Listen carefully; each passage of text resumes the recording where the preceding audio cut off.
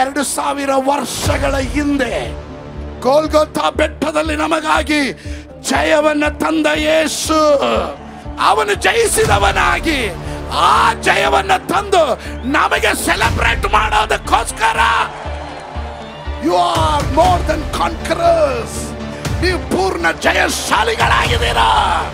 ನಾನಿವತ್ತು ಪ್ರಬೋಧನೆಯಾಗಿ ಹೇಳ್ತಾ ಇದ್ದೇನೆ, ಅವರ ತಾಲೂಕಿನಿಂದ ಕೆಲ ಯೌವನಸ್ಥರನ್ನ ದೇವರ ನೂತನ ಅಭಿಷೇಕದೊಂದಿಗೆ ದೇವರ ಅಭಿಷೇಕ ಮಾಡ್ತಾ ಇದ್ದಾನೆ.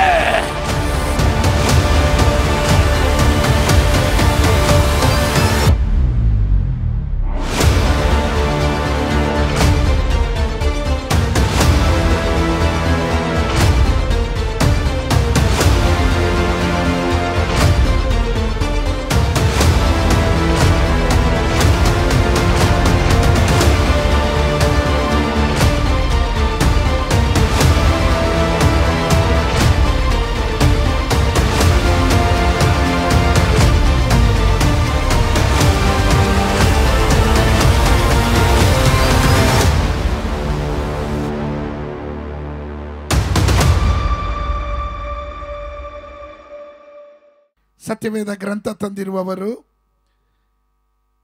ಮತ್ತಾಯನ ಸುವಾರ್ತೆ 2ನೇ ಅಧ್ಯಾಯ 1 ಮತ್ತು 2ನೇ ವಚನ ಇವತ್ತಿನ ಚಿಂತೆಗಾಗಿ ತೆಗೆದುಕೊಂಡಿರುವಂಥ ಭಾಗ. ಅರಸನಾದ ಹೇರೋದನ ದಿನಗಳಲ್ಲಿ ಯೂದಾಯ ಸೀಮೆಯ ಬೆತ್ಲೆಹೇಮ್ ಎಂಬ ಊರಲ್ಲಿ ಯೇಸು ಹುಟ್ಟಿದಾಗ ಮೂಡಣ ದೇಶದ ಜೋಯಿಸರು ಯೆರೂಸಲೇಮಿಗೆ ಬಂದು ಯಹೂದ್ಯರ ಅರಸನಾಗಿ ಹುಟ್ಟಿದವನು ಎಲ್ಲಿದ್ದಾನೆ, ಆತನನ್ನು ಸೂಚಿಸುವ ನಕ್ಷತ್ರವನ್ನ ನಾವು ಮೂಡಣ ದೇಶದಲ್ಲಿ ಕಂಡು ಆತನಿಗೆ ಅಡ್ಡ ಬೀಳುವುದಕ್ಕೆ ಬಂದೆವು ಅಂದರು. ಇವತ್ತಿನ ನನ್ನ ಸಂದೇಶದ ಪೀಠಿಕೆ ಯೇಸು ಕ್ರಿಸ್ತನೆಂಬ ಅರಸನು, ಅವನು ನಮ್ಮ ಮಧ್ಯದಲ್ಲಿ ಬಂದಿದ್ದಾನೆ. ಆತನನ್ನು ಸ್ವಾಗತ ಮಾಡೋದಕ್ಕೆ ಸಿದ್ಧರಾಗಿರುವವರು ಚಪ್ಪಾಳೆ ತಟ್ಟಿ ರಾಜಾದಿರಾಜನು ಕರ್ತಾದಿ ಕರ್ತನು ಆತನನ್ನು ಸ್ವಾಗತ ಮಾಡ್ರೆ. ಹಲ್ಲೆಲೂಯಾ. ಹೊಸ ಒಡಂಬಡಿಕೆಯಲ್ಲಿ 4 ಸುವಾರ್ತೆಯ ಪುಸ್ತಕದೊಂದಿಗೆ ಹೊಸ ಒಡಂಬಡಿಕೆ ಆರಂಭವಾಗುತ್ತೆ. ಮತ್ತಾಯ, ಮಾರ್ಕ, ಲೂಕ, ಯೋಹಾನ ಎಂಬ 4 ಸುವಾರ್ತೆಗಳು 4 ಅಪೊಸ್ತಲರು ಬರೆದಂಥ ಸುವಾರ್ತೆಯ ಪುಸ್ತಕ. 4 ಲೇಖಕರು ಬಹಳ ಉತ್ತಮವಾಗಿ ಯೇಸುವಿನ ಜೀವಿತವನ್ನ, ಅವನ ಜೀವಿತದಲ್ಲಿ ಮಾಡಿದಂಥ ಅದ್ಭುತ ಸೂಚಕ ಕಾರ್ಯಗಳನ್ನ, ತನ್ನ ಸೇವೆಯನ್ನ ಸುಂದರವಾಗಿ ಚಿತ್ರೀಕರಿಸಿದ್ದಾರೆ. ಅದರಲ್ಲಿ ಒಬ್ಬೊಬ್ಬರ ದೃಷ್ಟಿಯಲ್ಲಿ ಯೇಸು ಕ್ರಿಸ್ತನು ಏನಾಗಿದ್ದನು ಎಂಬುದನ್ನ ಬಹಳ ಸೂಕ್ತವಾಗಿ ಚಿತ್ರೀಕರಿಸಿದ್ದಾರೆ. ಯೋಹಾನನು ಅವನು ಹೇಳ್ತಾನೆ, ದ ಸನ್ ಆಫ್ ಗಾಡ್, ದೇವಕುಮಾರನು. ಯೋಹಾನನ ಸುವಾರ್ತೆ ನೋಡ್ರಿ, ಅಲ್ಲಿ ಆತನು ಯಾವಾಗಲೂ ಹೇಳೋದು ದೇವಕುಮಾರನು, ದೇವಕುಮಾರನು. Jesus is the son of God. ಅದನ್ನು ನೀವು ಯೋಹಾನನ ಸುವಾರ್ತೆ 20:31 ಕಾಣಬಹುದು. ಲೂಕನ ಸುವಾರ್ತೆಯಲ್ಲಿ ಬರುವಾಗ doctor Luke is a physician, ಆತನೊಬ್ಬ ವೈದ್ಯನು. ಆತನೇ ಅಪೊಸ್ತಲ ಕೃತ್ಯಗಳನ್ನು ರಚಿಸಿದವನು ಸಹ. ಲೂಕನು ದ ಸನ್ ಆಫ್ ಮ್ಯಾನ್, ದೇವರ ಮನುಷ್ಯನು ಅಥವಾ ಮನುಷ್ಯ ಕುಮಾರನು, ನಿಷ್ಕಳಂಕವಾಗಿರುವವನು, ದೋಷ ಇಲ್ಲದವನು, ಪರಿಶುದ್ಧನು, ಸಂಪೂರ್ಣನಾಗಿರುವ ಒಬ್ಬ ಮನುಷ್ಯ ಕುಮಾರನನ್ನ ಬಹಳ ಸುಂದರವಾಗಿ ಡಾಕ್ಟರ್ ಲೂಕ್ ಚಿತ್ರೀಕರಿಸ್ತಾನೆ. ಮಾರ್ಕನ ಸುವಾರ್ತೆಯನ್ನು ನೀವು ಗಮನಿಸಿದ್ರೆ, a servant of God. Jesus is the servant of God. ದೇವರ ದಾಸನಾದ ಕ್ರಿಸ್ತನು. ಮತ್ತಾಯನು ಬರೆದ ಸುವಾರ್ತೆಯನ್ನು ಸ್ವಲ್ಪ ಗಮನಿಸಿದ್ರೆ ಇವರೆಲ್ಲರಿಗಿಂತ ವ್ಯತ್ಯಾಸಕರವಾಗಿ ಅವನು ಚಿತ್ರೀಕರಿಸ್ತಾನೆ. ಯೋಹಾನನು ಮನುಷ್ಯ ಕುಮಾರನು, ದೇವಕುಮಾರನು ಅಂತ ಹೇಳಿದ್ರೆ ಲೂಕನು ಮನುಷ್ಯ ಕುಮಾರನು ಅಂತ ಹೇಳ್ತಾನೆ. ಮಾರ್ಕನು ದೇವರ ದಾಸನಾದ ಕ್ರಿಸ್ತನು ಅಂತಾನೆ. ಆದರೆ ಮತ್ತಾಯನು ದ ಕ್ರೈಸ್ಟ್ ದ ಕಿಂಗ್, ಯೇಸು ಕ್ರಿಸ್ತನು ರಾಜನು ಎಂದು ಅವನು ಚಿತ್ರೀಕರಿಸುವಂತನಾಗಿದ್ದಾನೆ. ಆಮೆನ್. ನೀವು ಹಳೆಯ ಒಡಂಬಡಿಕೆಯಲ್ಲಿ ದೇವದರ್ಶನದ ಗುಡಾರವನ್ನು ತೆಗೆದುಕೊಂಡ್ರೆ, ನಾನು ಅಡಿಪಾಯ ಆಗ್ತಾ ಇದ್ದೀನಿ, ಸಂದೇಶದ ಅಡಿಪಾಯ ಆಗ್ತಾ ಇದ್ದೀನಿ, ಸ್ವಲ್ಪ ಶ್ರದ್ಧೆ ಕೊಡ್ರಿ. ನಾವು ದೇವದರ್ಶನದ ಗುಡಾರವನ್ನ ಹಳೆ ಒಡಂಬಡಿಕೆಯ ಕಾಲದಲ್ಲಿ ಗಮನಿಸುವಾಗ ಅಲ್ಲಿ ಆ ದೇವದರ್ಶನ ಗುಡಾರದ ಬಾಗಿಲಿಂದ ಹಿಡಿದು ಪ್ರತಿಯೊಂದಕ್ಕೂ ಪ್ರಧಾನವಾಗಿ 4 ಬಣ್ಣಗಳಿತ್ತು. 4 ಬಣ್ಣಗಳು. ಒಂದು ಬಿಳಿ ಬಣ್ಣ, ಅದು ಪರಿಶುದ್ಧನಾದ ಮನುಷ್ಯನನ್ನ ತೋರಿಸುವಂಥದ್ದು, ಪರಿಶುದ್ಧನಾದ ಮನುಷ್ಯ ಕುಮಾರನನ್ನ ತೋರಿಸುತ್ತೆ. 2ನೇ ಬಣ್ಣ ಕೆಂಪು ಬಣ್ಣ, ಸಫರಿಂಗ್ ಸರ್ವೆಂಟ್, ಕಷ್ಟವನ್ನ ಸಹಿಸಿಕೊಳ್ಳುವ ದಾಸನನ್ನ ತೋರಿಸುತ್ತೆ. ನೀಲಿ ಬಣ್ಣ ಆಕಾಶದಿಂದ ಇಳಿದು ಬಂದ ದೇವಕುಮಾರನನ್ನ ಚಿತ್ರಿಸಲ್ಪಡುತ್ತೆ. 4ನೇದು ಧೂಮ್ರ ಅಥವಾ ನೇರಳೆ, ಪರ್ಪಲ್ ಅಂತೀವಿ ನಾವು. ಧೂಮ್ರ, ನೇರಳೆ, ಈ ಬಣ್ಣದ ಪ್ರತ್ಯೇಕತೆ ಅರಸನಾದ ಕ್ರಿಸ್ತನನ್ನ ಪ್ರತಿನಿಧಿಸುವಂಥದ್ದಾಗಿದೆ. ನಮ್ಮಲ್ಲಿ ಹೆಚ್ಚಿನ ಸ್ಥಳಗಳಲ್ಲಿ ಹಾಗೆ ಕಾಣೋದಿಲ್ಲ. ವಿದೇಶಗಳಲ್ಲಿ ಯಾತ್ರೆ ಮಾಡುವಂಥ ನಾವುಗಳು ಗಮನಿಸುವಾಗ ಕೆಲವೊಂದು ರಸ್ತೆಗಳಿಗೆ ಅವರು ನೇರಳೆ ಬಣ್ಣದ ಎಲ್ಲ ಥೀಮ್ ನೇರಳೆ ಬಣ್ಣದಲ್ಲಿ ಆಗಿರುತ್ತೆ. ಕಾರಣ ಅದನ್ನ ರಾಜ ಬೀದಿಗಳಲ್ಲಿ ಮಾತ್ರ ಆ ಬಣ್ಣವನ್ನ ಹೆಚ್ಚಾಗಿ ಉಪಯೋಗಿಸ್ತಾರೆ. ಅಂತ ರಸ್ತೆಗಳನ್ನು ಕಂಡ್ರೆ ಇದು ಸಾಧಾರಣ ರಸ್ತೆ ಅಲ್ಲ, ಇದು ರಾಜ ಬೀದಿ ಎಂಬುದನ್ನ ಚಿತ್ರೀಕರಿಸುವಂಥದ್ದಾಗಿದೆ. ಇಲ್ಲಿ ನಾವು ಓದಿದಂಥ ವಾಕ್ಯದಲ್ಲಿ ಜೋಯಿಸರು ಮೂಡನ ದೇಶದಿಂದ ಬರ್ತಿದ್ದಾರೆ, ಯೆರೂಸಲೇಮಿಗೆ ಬಂದು ಅವರು ಹುಡುಕ್ತಾ ಇದ್ದಾರೆ, ಯಹೂದ್ಯರ ಅರಸನಾಗಿ ಹುಟ್ಟಿದವನು ಎಲ್ಲಿದ್ದಾನೆ. ಯೇಸುವಿನ ವಂಶಾವಳಿ ಅಬ್ರಾಹಮನ ಮೂಲಕ ಮಾತ್ರವಲ್ಲ, ದಾವೀದನ ಮೂಲಕ, ದಾವೀದನ ಸಂತತಿಯಾಗಿ, ಅಂದ್ರೆ ದಾವೀದನೊಬ್ಬ ಅರಸನಾಗಿದ್ದ, ಅವನ ಸಿಂಹಾಸನವು ಅವನ ಸಂತತಿಯಾದ ಯೇಸು ರಾಜಾದಿ ರಾಜನಾಗಿ ಆಳ್ವಿಕೆ ಮಾಡುವ ಮುನ್ಸೂಚನೆಯಾಗಿತ್ತು ಅದು. ಇಂದು ನಾನು ನಿಮಗೆ ಬೋಧಿಸುವ ಕ್ರಿಸ್ತನು ಕೇವಲ ರಾಜನು ಮಾತ್ರವಲ್ಲ, ಆತನು ರಾಜಾದಿ ರಾಜನು. Jesus is the king of kings, ರಾಜಾದಿ ರಾಜನು. ಅದರಲ್ಲಿ ನನಗೆ ಬಹಳ ಹೆಮ್ಮೆ ಇದೆ. Hallelujah, hallelujah. 1ನೇ ದಿವಸ ನಾನು ಹೀಗೆ ಹೇಳಿದೆ, ಯೇಸು ಸ್ವಾಮಿ ನಮಗೋಸ್ಕರ ಮಧ್ಯಸ್ಥಿಕೆ ಮಾಡುವ ಉತ್ತಮ ವಕೀಲನು. 2ನೇ ರಾತ್ರಿ ನೆನ್ನೆ ನಾನು ಹೇಳಿದೆ, ಈ ಯೇಸುವನ್ನ ಕಾಣಬೇಕು ಅಂದ್ರೆ ನಿನ್ನ ಆಂತರಿಕ ಕಣ್ಣು ತೆರೆಯಬೇಕು ಎಂಬುದಾಗಿ. 3ನೇ ರಾತ್ರಿ, ಈ ರಾತ್ರಿ ಕಡೆ ರಾತ್ರಿ, ಬಿಡುಗಡೆಯ ರಾತ್ರಿ, ಅದ್ಭುತದ ರಾತ್ರಿ, ರಾಜಾದಿ ರಾಜನಾಗಿ ಯೇಸು ಎದ್ದೇಳಿ ನಮ್ಮ ನಡುವೆ ಸಂಚರಿಸುವ, ನಮ್ಮ ನಡುವೆ ಅದ್ಭುತ ಮಾಡಲಿಕ್ಕೆ ಇಳಿದು ಬರುವ ರಾತ್ರಿ ಆಗಿರೋದ್ರಿಂದ ನಾನು ಹೆಮ್ಮೆಯಿಂದ ಈ ರಾಜನನ್ನ ಸ್ವಾಗತ ಮಾಡುತ್ತೇನೆ. ಹಲ್ಲೆಲೂಯಾ. ಸತ್ಯವೇದ ಗ್ರಂಥವನ್ನು ನೀವು ಪರಿಶೀಲನೆ ಮಾಡಿದ್ರೆ ಹಳೆ ಒಡಂಬಡಿಕೆಯ ಪ್ರವಾದನೆಯ ಶಬ್ದ, ಈತನು ಅರಸನಾಗಿ ರಂಗ ಪ್ರವೇಶ ಮಾಡ್ತಾನೆ ಅಂದ್ರೆ ಕೆಲವರಿಗೆ ಅದು ಅರ್ಥ ಆಗೋದಿಲ್ಲ. ಈ ಭೂಮಿಯಲ್ಲಿ ಯೇಸು ಸ್ವಾಮಿ ಕಷ್ಟ ಸಹಿಸಿಕೊಂಡವನು ಹೇಗೆ ರಾಜನಾಗಿ ಬರಲಿಕ್ಕೆ ಸಾಧ್ಯ ಎಂಬ ಚಿಂತೆ ಕೆಲವರಲ್ಲಿದೆ. ಶ್ರಮ ಅನುಭವಿಸೋದಕ್ಕೆ ಬಂದವನು, ನಿಂದಿಸಲ್ಪಟ್ಟವನು, ಸ್ವಂತ ಸ್ವಾಸ್ಥ್ಯಕ್ಕೆ ಬಂದಾಗ ಸ್ವಂತದವರು ಅಂಗೀಕರಿಸಲಿಲ್ಲ. ಆತನನ್ನ ಆಳಿಸಿದ್ರು, ಆತನನ್ನ ನಿಂದಿಸಿದ್ರು, ಪರಿಹಾಸ್ಯ ಮಾಡಿದ್ರು.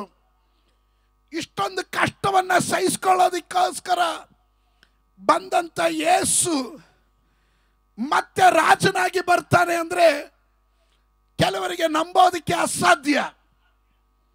ಆದರೆ ಸತ್ಯವೇದ ವಾಕ್ಯದ ಪ್ರಮಾಣದಲ್ಲಿ ಕೇವಲ 46 ತಾಳಿ ಬಂದವ ಈ ರೀತಿಯಾಗಿ ಅರಸನಾಗಿ ಬರಲಿಕ್ಕೆ ಸಾಧ್ಯವೇ ಎಂಬ ಪ್ರಶ್ನೆಗೆ ಪ್ರವಾದನೆಯಾಗಿ ನಾನು ಉತ್ತರ ಹೇಳ್ತೇನೆ.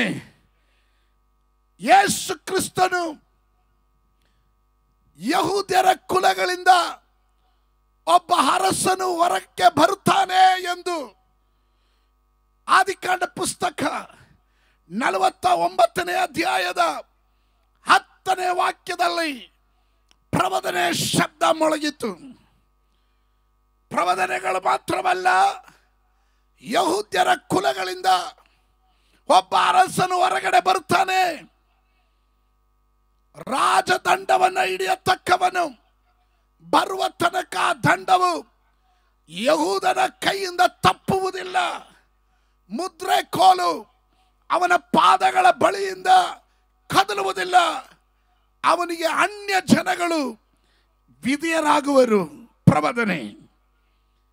ಬೆತ್ಲೆಹೇಮಿನಿಂದ ಒಂದು ಅರಸನು ಹೊರಗಡೆ ಬರ್ತಾನೆ ಎಂದು ಮೀಕಾ ಪ್ರವಾದನೆ ಗ್ರಂಥದಲ್ಲಿ 5ನೇ ಅಧ್ಯಾಯದ 2ನೇ ವಚನದಲ್ಲಿ ನಾವು ಕಾಣ್ತೇವೆ. ಎಫ್ರೇತ್, ಬೆತ್ಲೆಹೇಮೇ, ನೀನು ಯಹೂದ ಗ್ರಾಮಗಳಲ್ಲಿ ಚಿಕ್ಕದಾಗಿದ್ರು ಇಸ್ರಾಯೇಲರನ್ನ ಆಳತಕ್ಕವನು ನಿನ್ನೊಳಗಿಂದ ನನಗಾಗಿ ಹೊರಡುವನು. ಆಳುವವನು ಅಂದ್ರೆ ಅರಸನಿಗೆ ಹೇಳುವ ಮಾತು. ಆಗಿನ ಕಾಲದಲ್ಲಿ ಜೀವಿಸಿದ್ದ ಜನರಿಗೆ ಅರಸನಾಗಿ ರಾಜನಾಗಿ ಯೇಸು ಕ್ರಿಸ್ತನನ್ನ ಸ್ವೀಕರಿಸಲಿಕ್ಕೆ ಸ್ವಲ್ಪ ಕಷ್ಟವಾಗಿತ್ತು.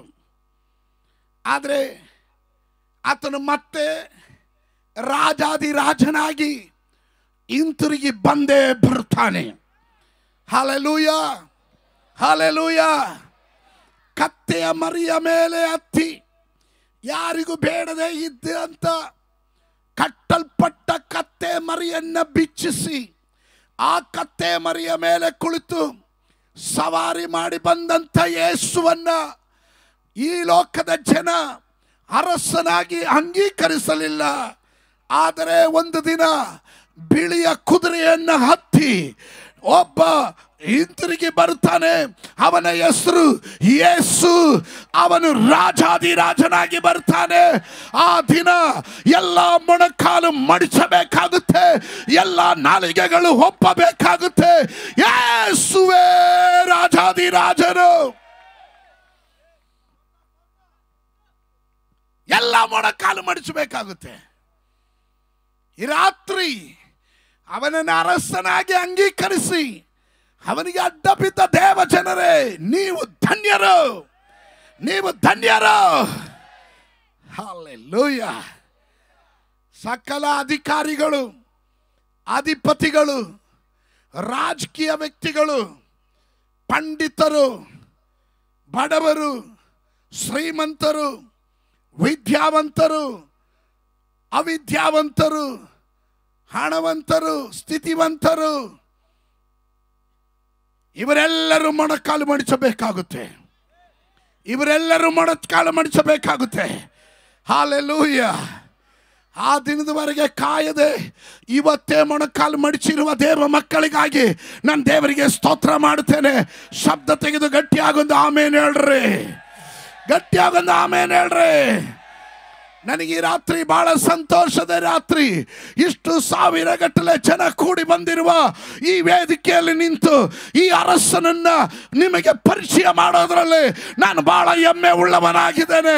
ನಿಮಗೆ ಸಂತೋಷ ಇದ್ದರೆ ಕರಗಳನ್ನು ತಟ್ಟಿ ದೇವರಿಗೆ ಮಹಿಮೆ ಕೊಡ್ರಿ. ಮತ್ತಾಯನ ಸುವಾರ್ತೆಯನ್ನು ಓದಿದ್ರೆ ಇಷ್ಟು ಸುಂದರವಾಗಿ ರಚಿಸಿರುವ ಸುವಾರ್ತೆ ಮತ್ತೊಂದಿಲ್ಲ. ಸೋ ಬ್ಯೂಟಿಫುಲಿ ಇದನ್ನು ರಚಿಸಿದ್ದಾರೆ. ಈ ಅರಸರುಗಳು ಅಂದಾಗ ಪ್ರತಿ ದೇಶದಲ್ಲೂ ಒಂದೊಂದು ಅರಸರಿರ್ತಾರೆ. ಅರಸರುಗಳನ್ನು ನೀವು ಸ್ವಲ್ಪ ತೆಗೆದು ಚಿಂತಿಸುವುದಾದರೆ ಅವರೆಲ್ಲರಿಗೂ ಒಂದು ಅಧಿಕಾರದ ಲಿಮಿಟೇಷನ್ ಇರುತ್ತೆ, ಪರಿಮಿತಿ ಅಂತೀವಿ ನಾವು. ದುಬೈಯಲ್ಲಿ ಅರಸನಿದ್ರೆ ಆ ಅರಸನಿಗೆ ಇಂಡಿಯಾದಲ್ಲಿ ಬಂದು ಅಧಿಕಾರ ಚಲಾಯಿಸಕ್ಕಾಗಲ್ಲ. ಅಮೇರಿಕದ ಪ್ರೆಸಿಡೆಂಟ್ ಬಂದು ಇಂಡಿಯಾದಲ್ಲಿ ಆಳ್ವಿಕೆ ಮಾಡೋಕ್ಕಾಗಲ್ಲ, ಅಧಿಕಾರ ಚಲಾಯಿಸಕ್ಕಾಗಲ್ಲ. ಇಲ್ಲಿ ಮೋದಿಯವರಿದ್ದಾರೆ ಪ್ರಧಾನಿ. ಅರಸರು, ಪ್ರತಿಯೊಂದು ಅರಸರುಗಳಿಗೂ ಒಂದು ಪರಿಮಿತಿ ಇದೆ. ಆದರೆ ನನ್ನ ಯೇಸು ರಾಜನಿಗೆ ಯಾವ ಪರಿಮಿತಿಯೂ ಇಲ್ಲ. ಅವನಿಗೆ ಯಾವ ಪರಿಮಿತಿಯೂ ಇಲ್ಲ. ಕೆಲ ಅರಸರುಗಳು ಅವರ ಅಧಿಕಾರ, ಅವರು ಯಾವ ದೇಶಕ್ಕೆ, ಯಾವ ಪಟ್ಟಣಕ್ಕೆ, ಯಾವ ಜಿಲ್ಲೆಗೆ, ಯಾವ ರಾಜ್ಯಕ್ಕೆ ಅರಸರಾಗಿರ್ತಾರೋ ಅಲ್ಲಿಗೆ ಮಾತ್ರ ಸೀಮಿತಗೊಂಡಿರ್ತಾರೆ. ಆದರೆ ಯೇಸು ಸ್ವಾಮಿಯ ಕುರಿತು ಹಾಗೆ ಅಲ್ಲ. ಆಚೆಗೆ, ಆ ಪರಿಮಿತಿಯ ಆಚೆಗೆ ಉಳಿದ ಅರಸರುಗಳಿಗೆ ಏನು ಮಾಡಕ್ಕ ಬರಲ್ಲ. ಆದರೆ ನನ್ನ ಯೇಸುವಿಗೆ ಎಲ್ಲ ಪರಿಮಿತಿಗಳನ್ನು ದಾಟಿ ಯಾವ ಜಿಲ್ಲೆ ಆದರೂ, ಯಾವ ತಾಲೂಕಾದರೂ, ಯಾವ ಹಳ್ಳಿ ಆದರೂ, ಯಾವ ಡಿಲ್ಲಿ ಆದರೂ, ಭಾರತ ಅಲ್ಲ ಅಂತಾರಾಷ್ಟ್ರೀಯ ದೇಶಗಳಲ್ಲೂ ಸಕಲ ಭೂ ನಿವಾಸಿಗಳಿಗೂ ಅವನ ಅದ್ಭುತ ಮಾಡೋದಕ್ಕೆ ಅಧಿಕಾರವುಳ್ಳ ಯೇಸು ರಾಜನು ಎಂದು ನಂಬುವವರು ಮಾತ್ರ ಗಟ್ಟಿಯಾಗೊಂದು ಆಮೇನ್ ಹೇಳ್ರಿ. ಹಲ್ಲೆಲೂಯಾ.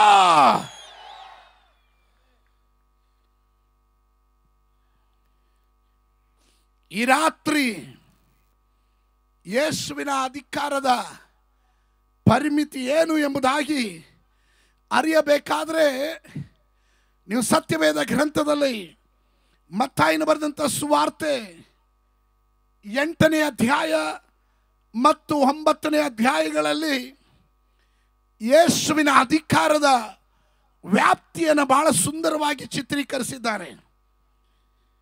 ಒಂದು ಸಾರಿ ಯೇಸುವಿನ ಬಳಿಗೆ ಕುಷ್ಠರೋಗಿ ಒಬ್ಬ ಬರ್ತಾನೆ.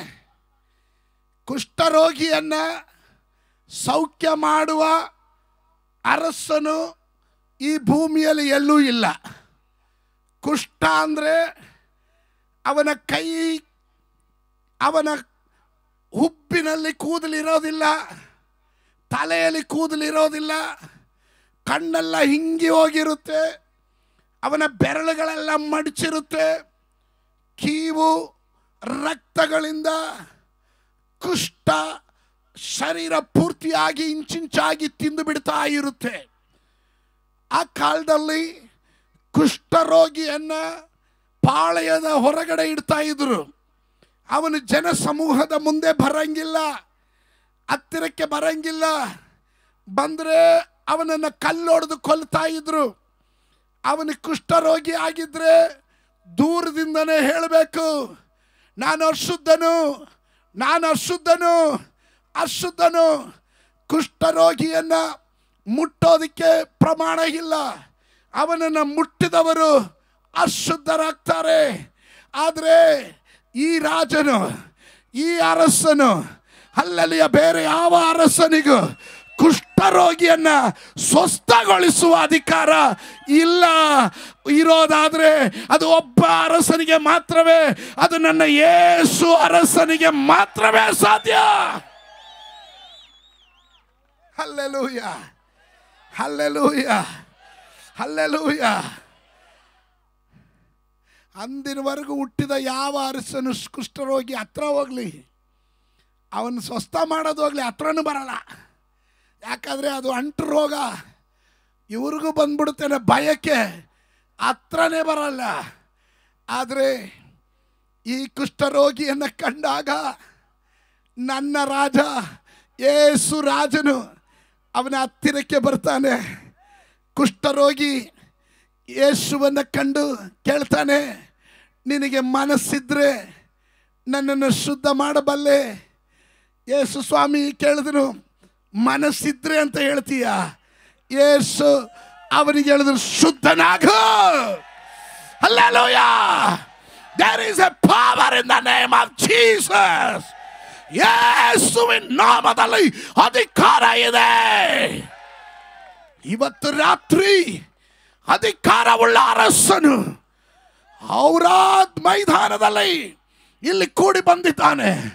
ವರ್ಷಗಳಿಂದ ನಿಮ್ಮನ್ನು ಬಾಧಿಸಿದಂಥ ಅಂಧಕಾರ ಶಕ್ತಿಗಳನ್ನು ಕೀಳಡಗಿಸಿ ನಿಮ್ಮನ್ನು ಸ್ವಸ್ಥಗೊಳಿಸೋದಕ್ಕೆ ಈ ಅರಸನು ನಮ್ಮ ನಡುವೆ ಪ್ರವೇಶ ಮಾಡಿದ್ದಾನೆ.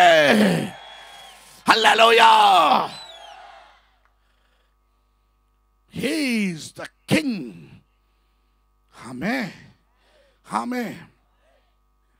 ಸಕಲ ವಿಧ ರೋಗದ ಮೇಲೆ ಈ ರಾಜನಿಗೆ ಅಧಿಕಾರ ಉಂಟು ಎಂಬುದು ನಂಬುವ ದೇವ ಮಕ್ಕಳಿಗಾಗಿ ನಾನು ದೇವರಿಗೆ ಸ್ತೋತ್ರ ಮಾಡ್ತೇನೆ. ಆಮೆನ್. ಕುಷ್ಠರೋಗ ಮಾತ್ರವಲ್ಲ, ಅದು ಕ್ಯಾನ್ಸರ್ ಆಗಿರಲಿ, ಅದು ಟ್ಯೂಮರ್ ಆಗಿರಲಿ, ಅದು ಬ್ರೈನ್ ಟ್ಯೂಮರ್ ಆಗಿರಲಿ, ಅದು ಕ್ಷಯ ರೋಗವಾಗಿರಲಿ, ಅದು ಆಸ್ತಮಾ ಆಗಿರಲಿ, ಹೃದ್ರೋಗವಾಗಿರಲಿ, ಅದು ಎಲುಬು ರೋಗ ಆಗಿರಲಿ, ಚರ್ಮ ರೋಗವಾಗಿರಲಿ, ಕುರುಡು ಕಣ್ಣಾಗಿರಲಿ, ಕೇಳದೇ ಇರುವ ಕಿವಿ ಆಗಿರಲಿ, ಇವತ್ತು ನನ್ನ ರಾಜನಿಗೆ ಪರಿಮಿತಿ ಇಲ್ಲ. ಅವನು ನಿನ್ನನ್ನು ಸ್ವಸ್ಥ ಮಾಡೋದಕ್ಕೆ ಯಾವುದೇ ಪರಿಮಿತಿ ಇಲ್ಲ. ಅವನು ರಾಜಾದಿ ರಾಜರಾಗಿ ನಿನ್ನನ್ನು ಬಿಡುಗಡೆ ಮಾಡಲಿಕ್ಕೆ ನಮ್ಮ ನಡುವೆ ಬಂದಿದ್ದಾನೆ. ನಂಬುವರಿಗೆ ಗಟ್ಟಿಯಾಗಿ ಒಂದು ಆಮೇಲೆ ಹೇಳ್ರಿ. ಆಮೇಲೆ ಈ ರಾತ್ರಿ ಈ ಅರಸನು ಆಜ್ಞೆ ಮಾಡಿದ್ರೆ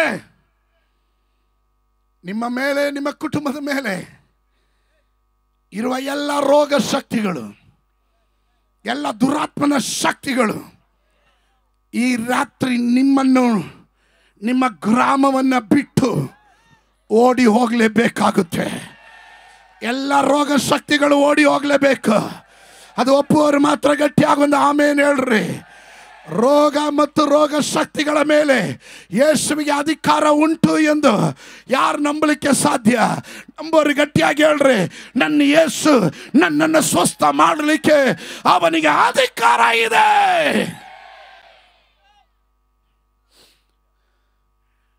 ನನ್ ಬಹಳ ಇಷ್ಟ. ಈ ಕುಷ್ಠರೋಗಿ ಕೇಳ್ತಾ ಇದ್ದಾರೆ, ನಿನಗೆ ಮನಸ್ಸುಂಟಾದ್ರೆ, ಮನಸ್ಸಿದ್ರೆ ನನ್ನ ಶುದ್ಧ ಮಾಡು.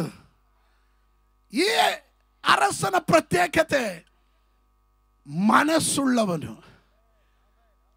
ಅವನು ಕುಗ್ಗಿದ ಮನಸ್ಸುಗಳನ್ನ,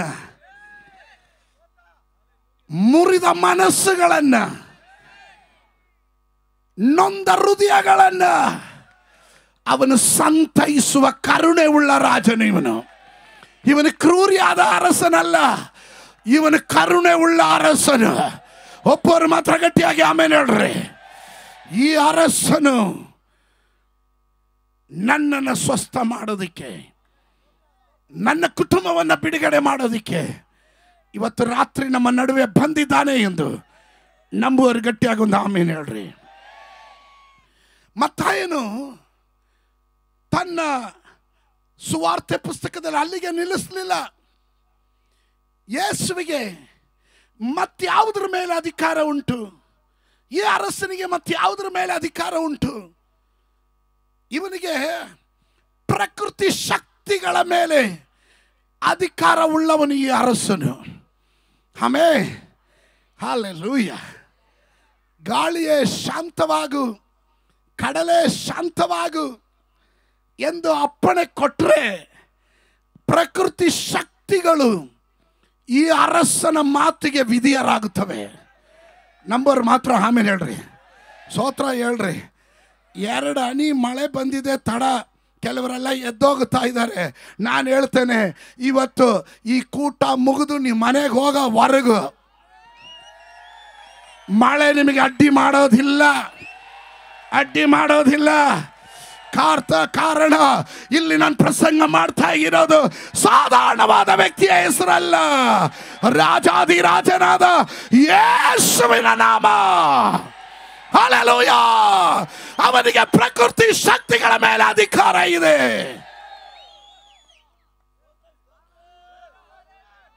ಈ ಭೂಲೋಕದಲ್ಲಿ ಯಾವ ಅರಸನಿಗಿದೆ ಆ ಶಕ್ತಿ? ಅವನಿಗೆ ಹಣ ಇರಬಹುದು, ತೋಳ್ಬಲ ಇರಬಹುದು, ಸೈನ್ಯ ಇರಬಹುದು, ಸಂಪತ್ತು ಇರಬಹುದು. ಆದರೆ ಪ್ರಕೃತಿ ಶಕ್ತಿಗಳನ್ನು ನಿಯಂತ್ರಿಸುವ ಅಧಿಕಾರ ಒಬ್ಬ ಅರಸನಿಗೆ ಇರೋದು. ಅವನ ಹೆಸರು ಯೇಸು, ಅವನ ಹೆಸರು ಯೇಸು. ಯಾರಾದ್ರೂ ಕೂಗಿ ಹೇಳಲಿಕ್ಕೆ ಸಾಧ್ಯವಾ? ಯೇಸು. ಒಮ್ಮೆ ಯೇಸು ಸ್ವಾಮಿ ದೋಣಿ ಹತ್ತಿ ಶಿಷ್ಯರಿಗೆ ಹೇಳಿದ್ರೆ ಆಚೆ ದಡಕ್ಕೆ ಹೋಗೋಣ ಅಂತ. ಸೇವೆ ಮಾಡಿ ಆಯಾಸಗೊಂಡಂತ ಯೇಸು ಸ್ವಾಮಿ ಸ್ವಲ್ಪ ನಿದ್ದೆಗತ್ರು. ದೋಣಿ ಮುಂದೆ ಹೋಯಿತು, ಅಲೆಗಳು ಉಕ್ಕಿದವು, ಗಾಳಿ ಬೀಸ್ತು, ದೋಣಿ ಮುಳುಗುವ ಸ್ಥಿತಿಗೆ ಬಂತು. ಶಿಷ್ಯರು ಗಾಬರಿ ಆದರು. ಅವರು ಯೇಸುವನ್ನ ಎಬ್ಬಿಸಿದ್ರು. ಸ್ವಾಮಿ ಸ್ವಾಮಿ, ನಾವು ಸಾಯೋದು, ನೀನು ಕಾಣ್ತಾ ಇಲ್ವಾ? ಯೇಸು ಸ್ವಾಮಿ ಎದ್ದು ಅವರಿಗೆ, ಅಯ್ಯೋ ಸ್ವಲ್ಪ ನಿದ್ದೆ ಮಾಡಿಬಿಟ್ಟಪ್ಪ, ಸಾರಿ ಕಣ್ರೋ ಅಂತ ಹೇಳಲಿಲ್ಲ. ಅಲ್ಪ ವಿಶ್ವಾಸಿಗಳೇ, ಏನು ಕಲ್ಪ ವಿಶ್ವಾಸಿ? ಯೇಸು ಇರುವ ದೋಣಿ ಯಾವ ಶಕ್ತಿ ಎದುರು ಮುಳುಗೋದಿಲ್ಲ. ಯೇಸು ಇರುವ ಕುಟುಂಬ, ಯೇಸು ಇರುವ ವ್ಯಕ್ತಿ, ಅವರಿಗೆ ವಿರುದ್ಧವಾಗಿ ಯಾವೆಲ್ಲ ದುಷ್ಟಾತ್ಮ ಶಕ್ತಿಗಳು ಎದುರು ಆ ಮನೆ ಮುಳುಗೋದಕ್ಕೆ ಯೇಸು ಬಿಡೋದಿಲ್ಲ. ಆ ನಂಬಿಕೆ ಇದ್ರೆ ಮಾತ್ರ. ಅವರಾದಿನ ಜನರಿಗೆ ಆ ನಂಬಿಕೆ ಇದ್ರೆ ಗಟ್ಟಿ ಆಗೋದು. ಆಮೇಲೆ ಹೇಳ್ರಿ, ಹಲ್ಲೆಲೂಯಾ.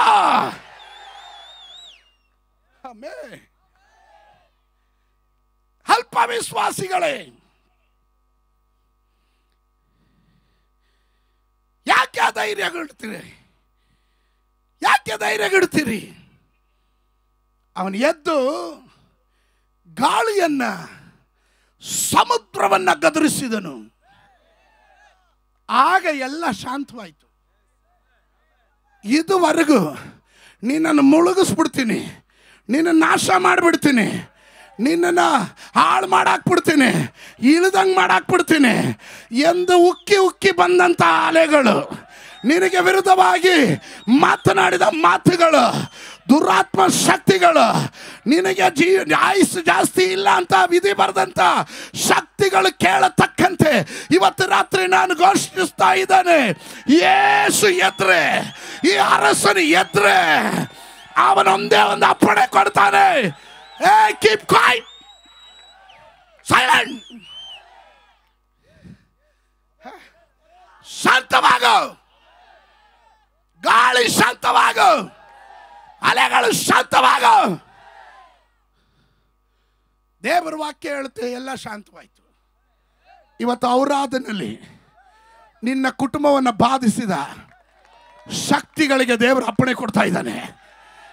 ನಾನು ಇದು ಬ್ಯಾಂಗ್ಳೂರಲ್ಲಿ ಹೇಳಿದರೆ ಜನ ಎದ್ದು ಕುಣಿದು ಸ್ತೋತ್ರ ಹೇಳಿರೋರು. ಅವರಾದ ಜನ ತುಂಬ ಡಿಗ್ನಿಟಿ ಮೇಂಟೈನ್ ಮಾಡ್ತಾ ಇದ್ದೀರಾ. ಸ್ತೋತ್ರ. ತಣ್ಣಗೆ ಕುತ್ಕೊಂಡಿದ್ದೀವಿ ಪಾಸ್ಟ್ರೆ, ಬೆಚ್ಚಗಿದ್ದೀವಿ. ನೀವು ವಾಕ್ಯ ಹೇಳ್ತಾ ಇದ್ರೆ ಸುಂದರವಾಗಿದೆ, ಹಂಗೆ ಹೇಳ್ಕೊಂಡು ಹೋಗ್ತಾ ಇರ್ರಿ, ನಾವು ಬೆಚ್ಚಗಿರ್ತೀವಿ ಅಂತ. ಚಳಿ ಬಿಟ್ಟು ಸ್ತೋತ್ರ ಹೇಳ್ಬೇಕು ಇವತ್ತು. ಯಾಕಂದರೆ ರಾಜಾದಿ ರಾಜನು ನಮ್ಮ ನಡುವೆ ಪ್ರವೇಶ ಮಾಡ್ತಾ ಇದ್ದಾನೆ. ಅವನು ಬರುವಾಗ ಅಲ್ಲೊಂದು ಘೋಷ, ಜಯಘೋಷ ಇರಬೇಕು, ಅಲ್ಲಿ ಆರ್ಭಟ ಇರಬೇಕು, ಅಲ್ಲಿ ತುತ್ತೂರಿಯ ಶಬ್ದ ಇರಬೇಕು, ಅಲ್ಲಿ ಬಿಡುಗಡೆಯ ಶಬ್ದ ಇರಬೇಕು. ಇವತ್ತು ಯೇಸುವಿನ ನಾಮದಲ್ಲಿ ನಾನು ಹೇಳ್ತಾ ಇದ್ದೇನೆ, ಇದುವರೆಗೂ ನಿನ್ನನ್ನು ಬಾಧಿಸಿದ, ನಿನ್ನ ಕುಟುಂಬವನ್ನು ಬಾಧಿಸಿದ ಎಲ್ಲ ಅಂಧಕಾರ ಶಕ್ತಿಗಳಿಗೂ ಇವತ್ತು ರಾತ್ರಿ ಗುಡ್ ಬೈ ಹೇಳ್ತಾ ಇದ್ದೇವೆ. ಟಾಟಾ ಟಾಟಾ. ಮಂತ್ರವಾದಿ ಶಕ್ತಿಗಳಿಗೆ ಟಾಟಾ, ದುರಾತ್ಮ ಸೇನೆಗಳಿಗೆ ಟಾಟಾ, ಬಾಯ್ ಬಾಯ್.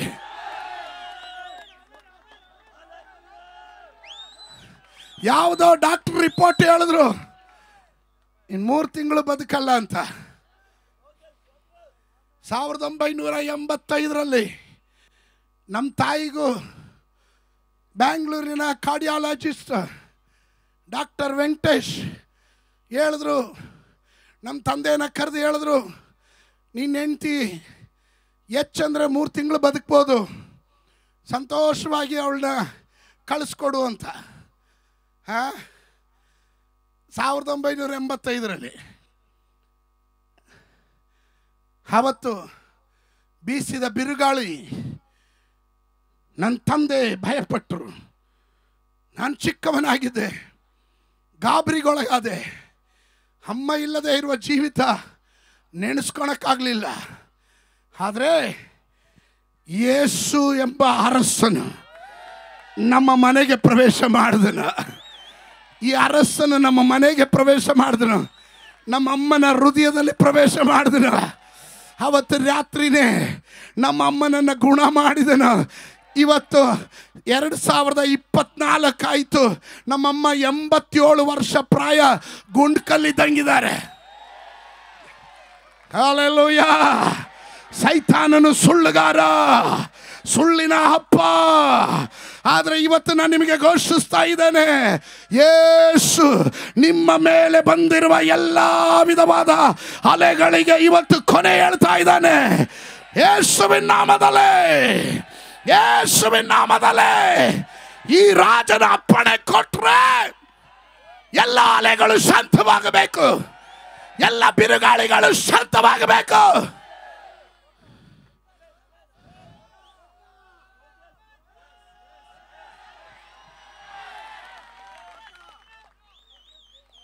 ಈ ಅರಸನ ಕುರಿತು ಹೇಳೋದ್ರಲ್ಲಿ ನನಗೆ ಬಹಳ ಹೆಮ್ಮೆ ಇದೆ.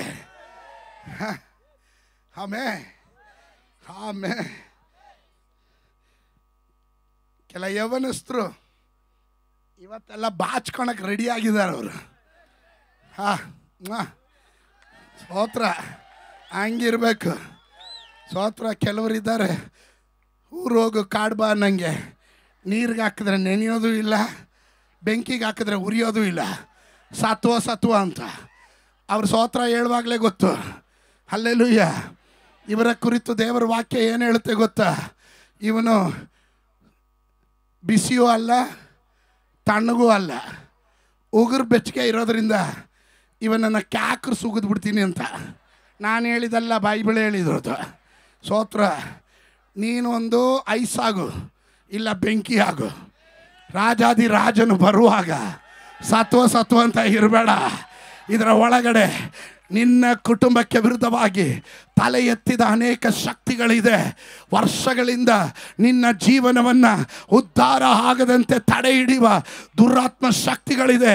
ಅವುಗಳು ಹೇಳ್ತಾ ಇತ್ತು, ನೀನು ಮುಂದುವರಿಯೋಕ್ಕೆ ಬಿಡೋದಿಲ್ಲ, ಉದ್ಧಾರ ಆಗೋಕ್ಕೆ ಬಿಡೋದಿಲ್ಲ, ತಲೆ ಎತ್ತೋಕ್ಕೆ ಬಿಡೋದಿಲ್ಲ, ನಿನ್ನ ಕುಟುಂಬ ತಲೆ ಎತ್ತೋಕ್ಕೆ ಬಿಡೋದಿಲ್ಲ, ನಿನಗೆ ಆರೋಗ್ಯ ಕೊಡೋದಿಲ್ಲ. ಈಗೆಲ್ಲ ವಾದಿಸುವ ಆ ಶಕ್ತಿಗಳಿಗೆ ಇವತ್ತು ರಾಜಾಧಿರಾಜನಾದ ಯೇಸು, ರಾಜಾಧಿರಾಜನಾದ ಯೇಸು ಒಂದು ಸಂದೇಶ ಕೊಡ್ತಾ ಇದ್ದಾನೆ. ಏ ದುಷ್ಟಾತ್ಮಗಳೇ, ಶಾಂತವಾಗ್ರೆ.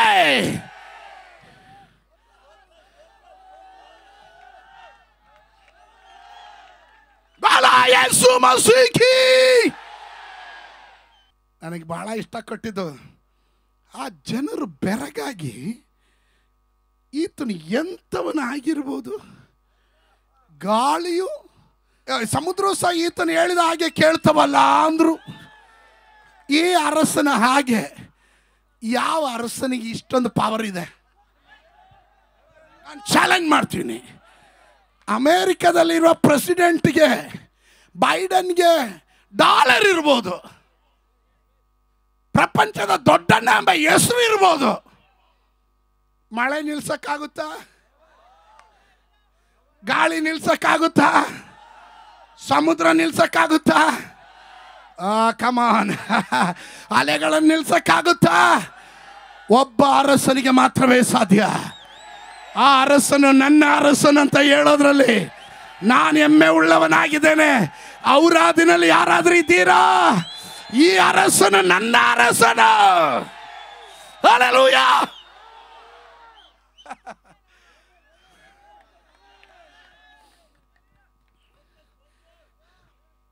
ನಾನು ಕೇಳ್ತೇನೆ, ಅಲ್ಲ ಕಲ್ಲೋಲವಾದ ಸಮುದ್ರವನ್ನ ನೋಡಿ ಶಾಂತವಾಗಲಿ ಅಂತ ಆಜ್ಞೆ ಮಾಡುವ ಯಾವ ಅರಸನು ಈ ಭೂಮಿಯಲ್ಲಿ ಹುಟ್ಟಿಲ್ಲ, ಹುಟ್ಟೋದು ಇಲ್ಲ, ಹುಟ್ಟಕ್ಕಾಗೋದು ಇಲ್ಲ.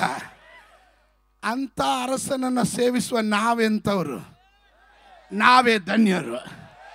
ಅದಕ್ಕೆ ಕೀರ್ತನೆಕಾರನು ಹೇಳ್ತಾನೆ, ಇಂಥ ಸುಸ್ಥಿತಿಯಲ್ಲಿರುವ ನೀವು ಧನ್ಯರು. ಕಮಾನ್, ಪಕ್ಕದಲ್ಲಿ ಇರೋರಿಗೆ ಹೇಳ್ರಿ, ರೀ ನೀವು ಧನ್ಯರ್ರಿ ಅಂತ. ಇನ್ನು ಕುಟುಂಬಕ್ಕೆ ವಿರುದ್ಧವಾಗಿ ಒಂದರ ಹಿಂದೆ ಮತ್ತೊಂದು ಎನ್ನುವ ಹಾಗೆ, ಕೈಗೆ ಬಂದಿದ್ದು ಬಾಯಿಗೆ ಬರದಂಗೆ, ದುಡಿದಿದ್ದು ತೂತು ಚೀಲದಲ್ಲಿ ಹಾಕದಂಗೆ, ಒಂದು ವಾರ ಚೆನ್ನಾಗಿದ್ರೆ 3 ವಾರ ಆಸ್ಪತ್ರೆಯಲ್ಲಿ ರೋಗಿಯಾಗಿ ಬಿದ್ದಿರೋ ಹಾಗೆ, ನಿನ್ನನ್ನು ಕಾಡಿದಂಥ, ನಿನ್ನನ್ನು ಬಾಧಿಸಿದಂಥ, ನಿನ್ನ ವರಮಾನಗಳನ್ನು ಮೊಟಕುಗೊಳಿಸಿ ದಾರಿದ್ರ್ಯದಲ್ಲೂ ಸಾಲದಲ್ಲೂ ಸಾಲದ ಕೂಪದಲ್ಲೂ ನಿನ್ನನ್ನು ಹಿಂಸಿಸುತ್ತಾ ಇದ್ದಂಥ ಅಂಧಕಾರ ಶಕ್ತಿಗಳಿಗೆ ಇವತ್ತು ರಾಜಾಧಿರಾಜನಾದ ಯೇಸು ಒಂದು ಅಪ್ಪಣೆ ಕೊಡ್ತಾ ಇದ್ದಾನೆ. ಇನ್ನ ಮುಟ್ಟಬೇಡ, ಇನ್ನ ಇವರ ತಂಟೆಗೆ ಹೋಗಬೇಡ, ಶಾಂತವಾಗಲಿ ಇವರ ಮನೆ. ಷಾಲೋಮ್, ಪೀಸ್, ಸಮಾಧಾನ. ಆಮೆನ್. ನಾನು ಹೇಳ್ತಾ ಇದ್ದೆ, ಈ ಅರಸನಿಗೆ ಪರಿಮಿತಿನೇ ಇಲ್ಲ ಅಂತ. ಕುಷ್ಠರೋಗಿನ ಸೌಖ್ಯ ಮಾಡ್ತಾನೆ. ಯಾವ ರಾಜನಾದರೂ ಮಾಡಿದ್ದಾನೆ ಚರಿತ್ರೆಯಲ್ಲಿ? ಕುಷ್ಠರೋಗ ಬೇಡ, ಒಂದು ಜ್ವರ ಸೌಖ್ಯ ಮಾಡಿದಾನ? ಯಾವ ಅರಸನಾದರೂ ಪ್ರಕೃತಿ ಶಕ್ತಿಗಳ ಅಪ್ಪಣೆ ಕೊಟ್ಟಿದ್ದಾನ? ಆಗುತ್ತಾ? ನನ್ನ ಯೇಸು ಎಂಬ ಅರಸನಿಗೆ ಯಾವ ಪರಿಮಿತಿನೂ ಇಲ್ಲ. ಅವನು ಸಕಲ ಆತ್ಮಗಳಿಗೂ ಅವನ ಅರಸನಾಗಿದ್ದಾನೆ. ಅವನಿಗೆ ಅಧಿಕಾರ ಉಂಟು. ಸಕಲ ಆತ್ಮಗಳ ಮೇಲೂ ಅವನಿಗೆ ಅಧಿಕಾರ ಉಂಟು. ಯಾವ ಯಾವ ಆತ್ಮಗಳ ಮೇಲೆ ಈ ಅರಸನಿಗೆ ಅಧಿಕಾರ ಉಂಟು ಎಂಬುದನ್ನು ನಾನು ತಿಳಿಸ್ತೇನೆ. ಒಂದನೇದಾಗಿ, ಮನುಷ್ಯನ ಆತ್ಮನ ಮೇಲೆ ಈ ಅರಸನಿಗೆ ಅಧಿಕಾರ ಉಂಟು. ಸತ್ಯವೇದ ಗ್ರಂಥದಲ್ಲಿ ಮತ್ತಾಯನು ಬರೆದ ಸುವಾರ್ತೆ 9ನೇ ಅಧ್ಯಾಯದ 2ನೇ ವಚನದಿಂದ ನಾವು 8ನೇ ವಚನದವರೆಗೂ ಓದಿದಾಗ ಅಲ್ಲಿ ನಾವು ಕಾಣ್ತೇವೆ, ಅಲ್ಲಿಗೆ ಬಂದಾಗ ಹಾಸಿಗೆ ಮೇಲೆ ಬಿದ್ದುಕೊಂಡಿರುವ ಒಬ್ಬ ಪಾರ್ಶ್ವವಾಯು ರೋಗಿಯನ್ನು ಆತನ ಬಳಿಗೆ ಹೊತ್ತುಕೊಂಡು ಬಂದರು. ಯೇಸು ಅವರ ನಂಬಿಕೆಯನ್ನು ನೋಡಿ ಪಾರ್ಶ್ವವಾಯು ರೋಗಿಗೆ, ಮಗನೇ ಧೈರ್ಯವಾಗಿರು, ನಿನ್ನ ಪಾಪಗಳು ಕ್ಷಮಿಸಲ್ಪಟ್ಟಿದೆ ಎಂದು ಹೇಳಿದನು. ಅಂದರೆ ಈ ಅರಸನಿಗೆ ಮನುಷ್ಯನ ಪಾಪಗಳನ್ನು ಕ್ಷಮಿಸುವ ಅಧಿಕಾರ ಇದೆ ಅಂತ. ಹಲ್ಲೆಲೂಯಾ. ಅಲ್ಲಿದ್ದಂತ ಕೆಲ ಮತಭಕ್ತರುಗಳು, ಶಾಸ್ತ್ರಿಗಳಲ್ಲಿ ಕೆಲವರು ಇವನು ದೇವದೂಷಣೆ ಮಾಡ್ತಾ ಇದ್ದಾನೆ ಎಂದು ತಮ್ಮೊಳಗೆ ಮಾತಾಡ್ಕೊಂಡ್ರು. ಯೇಸು ಅವರ ಆಲೋಚನೆಯನ್ನು ತಿಳಿದು, ನೀವು ಯಾಕೆ ನಿಮ್ಮ ಮನಸ್ಸಿನಲ್ಲಿ ಕೆಟ್ಟ ಆಲೋಚನೆ ಮಾಡ್ತೀರಾ ಅಂತ. ಒಳ್ಳೆ ಆಲೋಚನೆ ಹೇಳುವಾಗ ಇದರ ಒಳಗಡೆ ಕುತ್ಕೊಂಡೆ ಕೆಟ್ಟ ಆಲೋಚನೆ ಮಾಡೋ ದುರಾತ್ಮ ಶಕ್ತಿಗಳು ಇದೆ. ಮತಭಕ್ತರು, ಶಾಸ್ತ್ರಿಗಳು, ಧರ್ಮಶಾಸ್ತ್ರವನ್ನ ಅರ್ದು ಕುಡಿದಿರೋರು, ಅವರು ಹೇಳ್ತಾರೆ ಇವನು ದೇವ ದೂಷಣೆ ಮಾಡ್ತಾ ಇದ್ದಾನೆ ಅಂತ. ಯೇಸು ಅವರ ಮನಸ್ಸಿನ ಕೆಟ್ಟ ಆಲೋಚನೆಗಳನ್ನು ಅರ್ಥ ಮಾಡಿಕೊಂಡು ಅವರಿಗೆ ಉತ್ತರ ಹೇಳ್ತಾ ಇದ್ದಾನೆ. ಯಾವುದು ಸುಲಭ, ನಿನ್ನ ಪಾಪಗಳು ಕ್ಷಮಿಸಲ್ಪಟ್ಟಿವೆ ಅನ್ನುವುದೋ, ಎದ್ದು ನಡೆ ಅನ್ನುವುದೋ? ಆದರೆ ಪಾಪಗಳನ್ನು ಬಿಡಿಸುವುದಕ್ಕೆ ಮನುಷ್ಯ ಕುಮಾರನಿಗೆ ಭೂಲೋಕದಲ್ಲಿ ಅಧಿಕಾರ ಉಂಟೆಂದು ನಿಮಗೆ ತಿಳಿಯಬೇಕೆಂದು ಹೇಳಿ ಪಾರ್ಶ್ವವಾಯು ರೋಗಿಯನ್ನು ನೋಡಿ, ಎದ್ದು ನಿನ್ನ ಹಾಸಿಗೆಯನ್ನು ಎತ್ತಿಕೊಂಡು ಮನೆಗೆ ಹೋಗು ಅಂದನು. ಸ್ತೋತ್ರ. ಜನರು ಇದನ್ನು ನೋಡಿ ಭಯಪಟ್ಟು ದೇವರು ಮನುಷ್ಯರಿಗೆ ಅಂಥ ಅಧಿಕಾರ ಕೊಟ್ಟದ್ದಕ್ಕೆ ಆತನನ್ನು ಕೊಂಡಾಡಿದ್ರು. ಸ್ತೋತ್ರ. ಯೇಸು ಸ್ವಾಮಿ ಈ ಲೋಕಕ್ಕೆ ಬಂದಾಗ ರಾಜಾದಿ ರಾಜನಾಗಿ ಎಲ್ಲ ಬಂದಿದ್ದು ಮಾನವ ಕುಲವನ್ನು ರಕ್ಷಿಸುವುದಕ್ಕೆ ನರವತಾರವನ್ನು ತಾಳಿ ಬಂದನು. ನರವತಾರವನ್ನು ತಾಳಿ ಬಂದನು. ಅವನು ಕೇವಲ ಮನುಷ್ಯನಾಗಿದ್ದನು. ಆಮೇಲೆ ಮನುಷ್ಯನಾಗಿ ಈ ಲೋಕಕ್ಕೆ ಬಂದಂಥ ಯೇಸು, ಹಲ್ಲೆಲೂಯ, ಅವನು ರಾಜನಾಗಿ ಎಲ್ಲ ಬಂದಿದ್ದು. ಆದರೆ ಇವನ ಒಳಗಡೆ ರಾಜನ ಅಭಿಷೇಕ ಇದೆ. ಇವನು ರಾಜಾದಿರಾಜನು ಎನ್ನೋದು ಅವನ ಅಧಿಕಾರದಲ್ಲಿ ಗೊತ್ತಾಗ್ತಾ ಇತ್ತು. ಪಾರ್ಶ್ವವಾಯು ರೋಗಿಯನ್ನು ನೋಡಿ, ನಿನ್ನ ಪಾಪಗಳು ಕ್ಷಮಿಸಲ್ಪಟ್ಟಿದೆ, ನಿನ್ನ ರೋಗ ಸೌಖ್ಯವಾಗಿದೆ, ಹಾಸಿಗೆಯನ್ನು ಎತ್ತು ಒತ್ತು ನಡೆ. ಈ ಲೋಕದಲ್ಲಿ ಯಾವ ಅರಸನಿಗೆ ಇಷ್ಟೊಂದು ದಮ್ಮಿದೆ? ನಾನು ಕೇಳ್ತೀನಿ, ಯಾವುದಾದ್ರೂ ಒಂದು ಅರಸನ ಹೆಸರು ಹೇಳ್ರಿ ನೋಡೋಣ. ಯಾವ ಅರಸನಿಗೂ ಇಲ್ಲ. ಅಲೆಕ್ಸಾಂಡರ್ ಚಕ್ರವರ್ತಿ, ಹಂಗೆ ಹೇಳಿದ್ರೆ ತಪ್ಪಾಗುತ್ತೆ. ದಿ ಗ್ರೇಟ್ ಅಲೆಕ್ಸಾಂಡರ್, ಮಹಾನಾದ ಅಲೆಕ್ಸಾಂಡರ್, 33 ವರ್ಷ ಪ್ರಾಯ ಉಳ್ಳಂತ ಅಲೆಕ್ಸಾಂಡರ್ ಚಕ್ರವರ್ತಿ ಇಡೀ ಪ್ರಪಂಚದ ಎಲ್ಲ ದೇಶಗಳನ್ನು ಯುದ್ಧದ ಮೂಲಕ ಸ್ವಾಧೀನ ಮಾಡಿಕೊಂಡು ತಾನು ಕಡಲಿನ ತೀರಕ್ಕೆ ಬರ್ತಾನೆ. ಕಡಲ್ ತೀರವನ್ನು ಕಂಡು ಅವನು ಹೀಗೆ ಹೇಳ್ತಾನೆ, ಹೇ ಕಡಲೇ, ನೀನು ಒಣ ನೆಲವಾಗಿದ್ರೆ ನನ್ನ ಈ ಬಾಹುವಿನಿಂದ ನಿನ್ನನ್ನು ನಾನು ಸ್ವಾಧೀನ ಮಾಡಿಕೊಳ್ತಿದ್ದೆ ಅಂತ. The great Alexander. ಇವನ 33ನೇ ವರ್ಷದಲ್ಲಿ ಸಾಯಬೇಕಾಯಿತು. ಅವನು ಸಾಯುವಾಗ 3 ರಿಕ್ವೆಸ್ಟ್ಗಳನ್ನು ಇಟ್ಟ. ಗಮನಿಸಿ ಪ್ರಿಯರೇ, ಅವನೊಂದು ಹೇಳ್ದ, ನನ್ನ ಶವ ಪೆಟ್ಟಿಗೆಯನ್ನು ಹೊರಬೇಕಾದವರು, ನನಗೆ ಯಾರು ಚಿಕಿತ್ಸೆ ಮಾಡ್ತಾ ಇದ್ದಾರಲ್ಲ ಡಾಕ್ಟ್ರುಗಳು, ವೈದ್ಯರು, ಅವರೇ ನನ್ನ ಶವ ಪೆಟ್ಟಿಗೆಯನ್ನು ಹೊರಬೇಕು. ಎರಡನೇದಾಗಿ, ನನ್ನ ಶವ ಪೆಟ್ಟಿಗೆಯನ್ನು ಶವ ಸಂಸ್ಕಾರ ಮಾಡಲಿಕ್ಕೆ ತೆಗೆದುಕೊಂಡು ಹೋಗುವ ಸ್ಥಳದವರೆಗೂ ನಾನು ಈ ಪ್ರಪಂಚದಲ್ಲಿದ್ದ ರತ್ನ ವೈಡೂರ್ಯಗಳ ಬಂಗಾರ ಸಂಪತ್ತುಗಳನ್ನು ನನ್ನ ಶವ ಹೊತ್ಕೊಂಡು ಹೋಗೋ ಮಾರ್ಗದಲ್ಲಿ 2 ಕಡೆನೂ ಚೆಲ್ಲಬೇಕು. ಮೂರನೇದಾಗಿ, ಶವದ ಪೆಟ್ಟಿಗೆಯಲ್ಲಿ ನನ್ನನ್ನು ಸಮಾಧಿ ಮಾಡುವಾಗ ನನ್ನ 2 ಕೈಗಳನ್ನು ಹೊರಗಡೆ ಹಾಕಿ ಸಮಾಧಿ ಮಾಡಬೇಕು. ಏನು ಈ 3 ಕೋರಿಕೆ ಅವಂದು? ಒಂದನೇದಾಗಿ, ದಿ ಗ್ರೇಟ್ ಅಲೆಕ್ಸಾಂಡರ್ ಚಕ್ರವರ್ತಿ ತಾನು ಹೀಗೆ ಹೇಳಿದನು, ಈ ಲೋಕದಲ್ಲಿ ಎಷ್ಟೇ ದೊಡ್ಡ ವೈದ್ಯರಿದ್ರು, ಶ್ರೇಷ್ಠವಾದ ವೈದ್ಯರು ನನ್ನನ್ನು ಚಿಕಿತ್ಸೆ ಮಾಡಿದ್ರು, ನನ್ನ ಪ್ರಾಣ ಉಳಿಸ್ಕೊಳಕ್ಕಾಗಲಿಲ್ಲ. ಈ ವೈದ್ಯರು ನನ್ನ ಶವಪೆಟ್ಟಿಗೆ ಹೊರ್ತಾ ಇದ್ದಾರೆ. 2, ಇಡೀ ಪ್ರಪಂಚದ ರತ್ನ ವೈಡೂರ್ಯಗಳನ್ನೆಲ್ಲ ಸಂಪಾದನೆ ಮಾಡಿದ್ರು, ಇದು ಯಾವುದು ನಾನು ಹೊತ್ಕೊಂಡು ಹೋಗ್ತಾ ಇಲ್ಲ. 3ನೇದಾಗಿ ಬೆತ್ತಲೆಯಾಗಿ ಬಂದೆ, ಬೆತ್ತಲೆಯಾಗಿ ಹೋಗ್ತಾ ಇದ್ದೀನಿ, ನಾನು ಏನು ತಗೊಂಡೋಗ್ತಾ ಇಲ್ಲ ಎಂಬ ಸೂಚನೆ, ಒಂದು ಸಂದೇಶವನ್ನು ಲೋಕಕ್ಕೆ ಕೊಟ್ಟು ಅಲೆಕ್ಸಾಂಡರ್ ಚಕ್ರವರ್ತಿ ಅಂತ್ಯ ಸಂಸ್ಕಾರವಾಯಿತು. ಇವತ್ತು ನಾನು ನಿಮಗೆ ಹೇಳ್ತೇನೆ, ಪಾಪಗಳನ್ನು ಕ್ಷಮಿಸೋದಕ್ಕೆ, ರೋಗಿಗಳನ್ನು ಸ್ವಸ್ಥಗೊಳಿಸೋದಕ್ಕೆ, ಮನುಷ್ಯನ ಆತ್ಮನ ಮೇಲೆ ಬಲವುಳ್ಳವನು, ಅಧಿಕಾರವುಳ್ಳ ಒಬ್ಬನೇ ಒಬ್ಬ ಅರಸನಿರೋದಾದರೆ ಅದು ನನ್ನ ಯೇಸು ಮಹಾರಾಜನಾಗಿದ್ದಾನೆ. ಓ, ಔರಾದನವರಿಗೆ ಯಾಕೋ ಕೇಳಿಸ್ಲಿಲ್ಲ ಅಂತ ಕಾಣುತ್ತೆ, ಹೌದಾ? ನನಗೆ ಭಾಳ ಅದ್ಭುತ ಅಂದಿದ್ದು, ನಿನ್ನ ಪಾಪಗಳು ಕ್ಷಮಿಸಲ್ಪಟ್ಟಿವೆ.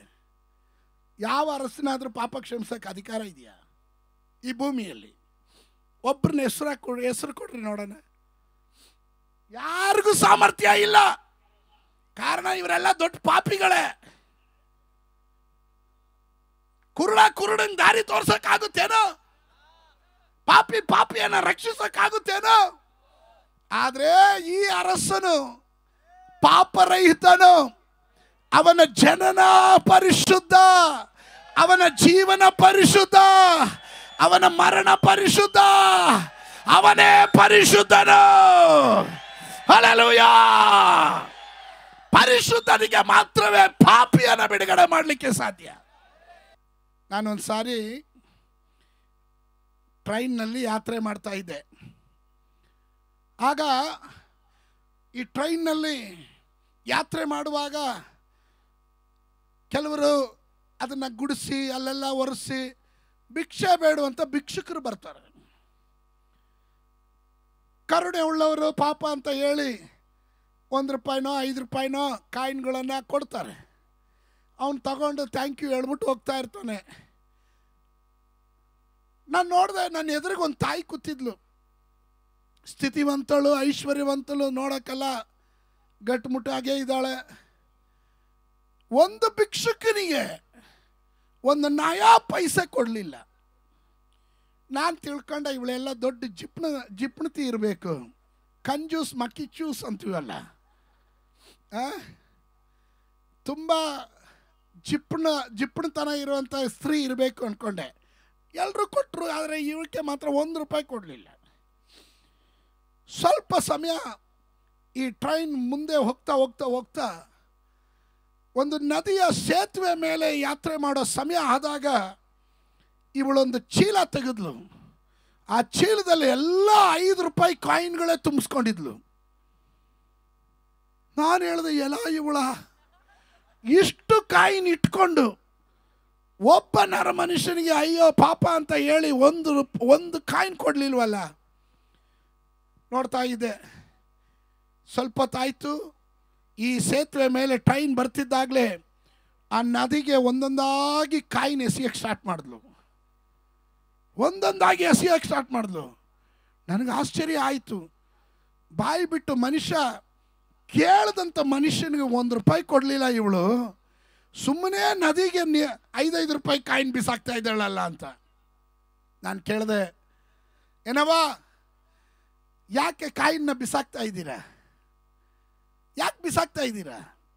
ಅಯ್ಯೋ ಹಂಗನ್ಬೇಡಿ, ಇದು ಪವಿತ್ರ ನದಿ, ಇದಕ್ಕೆ ನಾವು ಕಾಯಿನ ಹಾಕಿ ಏನಾದರೂ ಮನಸ್ಸಲ್ಲಿ ನೆನೆಸ್ಕೊಂಡ್ರೆ ಅದೆಲ್ಲ ನೆರವೇರುತ್ತೆ ಅಂದರು.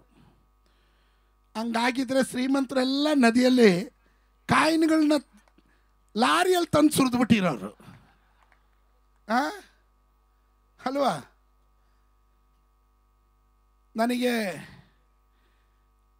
ಈ ತಾಯಿ ಹೆಂಗೆ ಬುದ್ಧಿ ಹೇಳೋದು ಅಂತ ಸ್ವಲ್ಪ ಯೋಚನೆ ಮಾಡಿ ಆ ತಾಯಿ ಹತ್ರ ಕೇಳಿದೆ, ಏನವ ಈ ಪೆಟ್ಟಿ ನಿಮ್ದಾ ಅಂದೆ. ಹೌದು ಹೌದು ಹೌದು ನಂದೇ ಅಂದ್ಲು. ನಂದೇ ಅಂದ್ಲು. ಈ ಪೆಟ್ಟಿ ನಿಮ್ದಾ? ಹೌದು ನಂದೇ ಅಂದ್ಲು. ಏನಿದೆ ಪೆಟ್ಟಿಯಲ್ಲಿ ಅಂದೆ. ಏನೂ ಇಲ್ಲ, ಬಟ್ಟೆ ಮಾತ್ರ ಅಂದ್ಲು. ಆಕೆ ತಿಳ್ಕೊಂಡಿರೋಕೆ ನಾನು ಕಳ್ಳಗಿಳ್ಳನೋ ಕದಿಮನೋ ಏನೋ ಹೊಡ್ಕೊಂಡು ಹೋಗೋಕ್ಕೆ ಸ್ಕೆಚ್ ಆಗ್ತಾ ಇದ್ದಾನ ಅನ್ನೋ ಭಾವನೆಯಿಂದ ಹೇಳಿದ್ಲೇನೋ. ಏನಿಲ್ಲ, ಬಟ್ಟೆ ಮಾತ್ರ ಅಂದಳು. ನಾನು ಆಕೆಗೆ ಹೇಳಿದೆ, ಹೋಗ್ಲಿ ಆ ಬಟ್ಟೆನೆಲ್ಲ ತೆಗೆದುಬಿಟ್ಟು ಈ ಪೆಟ್ಟಿ ಒಳಗಡೆ ಸಗಣಿ ತುಂಬಿ, ಹೇಳ್ರಿ ಗಮನಿಸ್ರಿ, ಪೆಟ್ಟಿ ಒಳಗಡೆ ಸಗಣಿ ತುಂಬಿ ಪೆಟ್ಟಿನ ಚೆನ್ನಾಗಿ ಲಾಕ್ ಮಾಡೋಮ್ಮ. ಲಾಕ್ ಮಾಡಿ ಅಲ್ಲಿ ಹೊರಗಡೆ ನಲ್ಲಿ ಇದೆ, ಆ ನಲ್ಲಿ ಮೇಲೆ ನಲ್ಲಿ ಹತ್ರ ತಗೊಂಡೋಗಿ ಪೆಟ್ಟಿ ಇಟ್ಟು ಪ್ರೆಷರಾಗಿ ನೀರು ಹೊಡೆದು ಚೆನ್ನಾಗಿ ಮೇಲೆ ತೊಳೆದ್ಬಿಟ್ಟು ಬಾರವ ಅಂದೆ. ಯಾಕೆ ಅಂದರು, ಇಲ್ಲ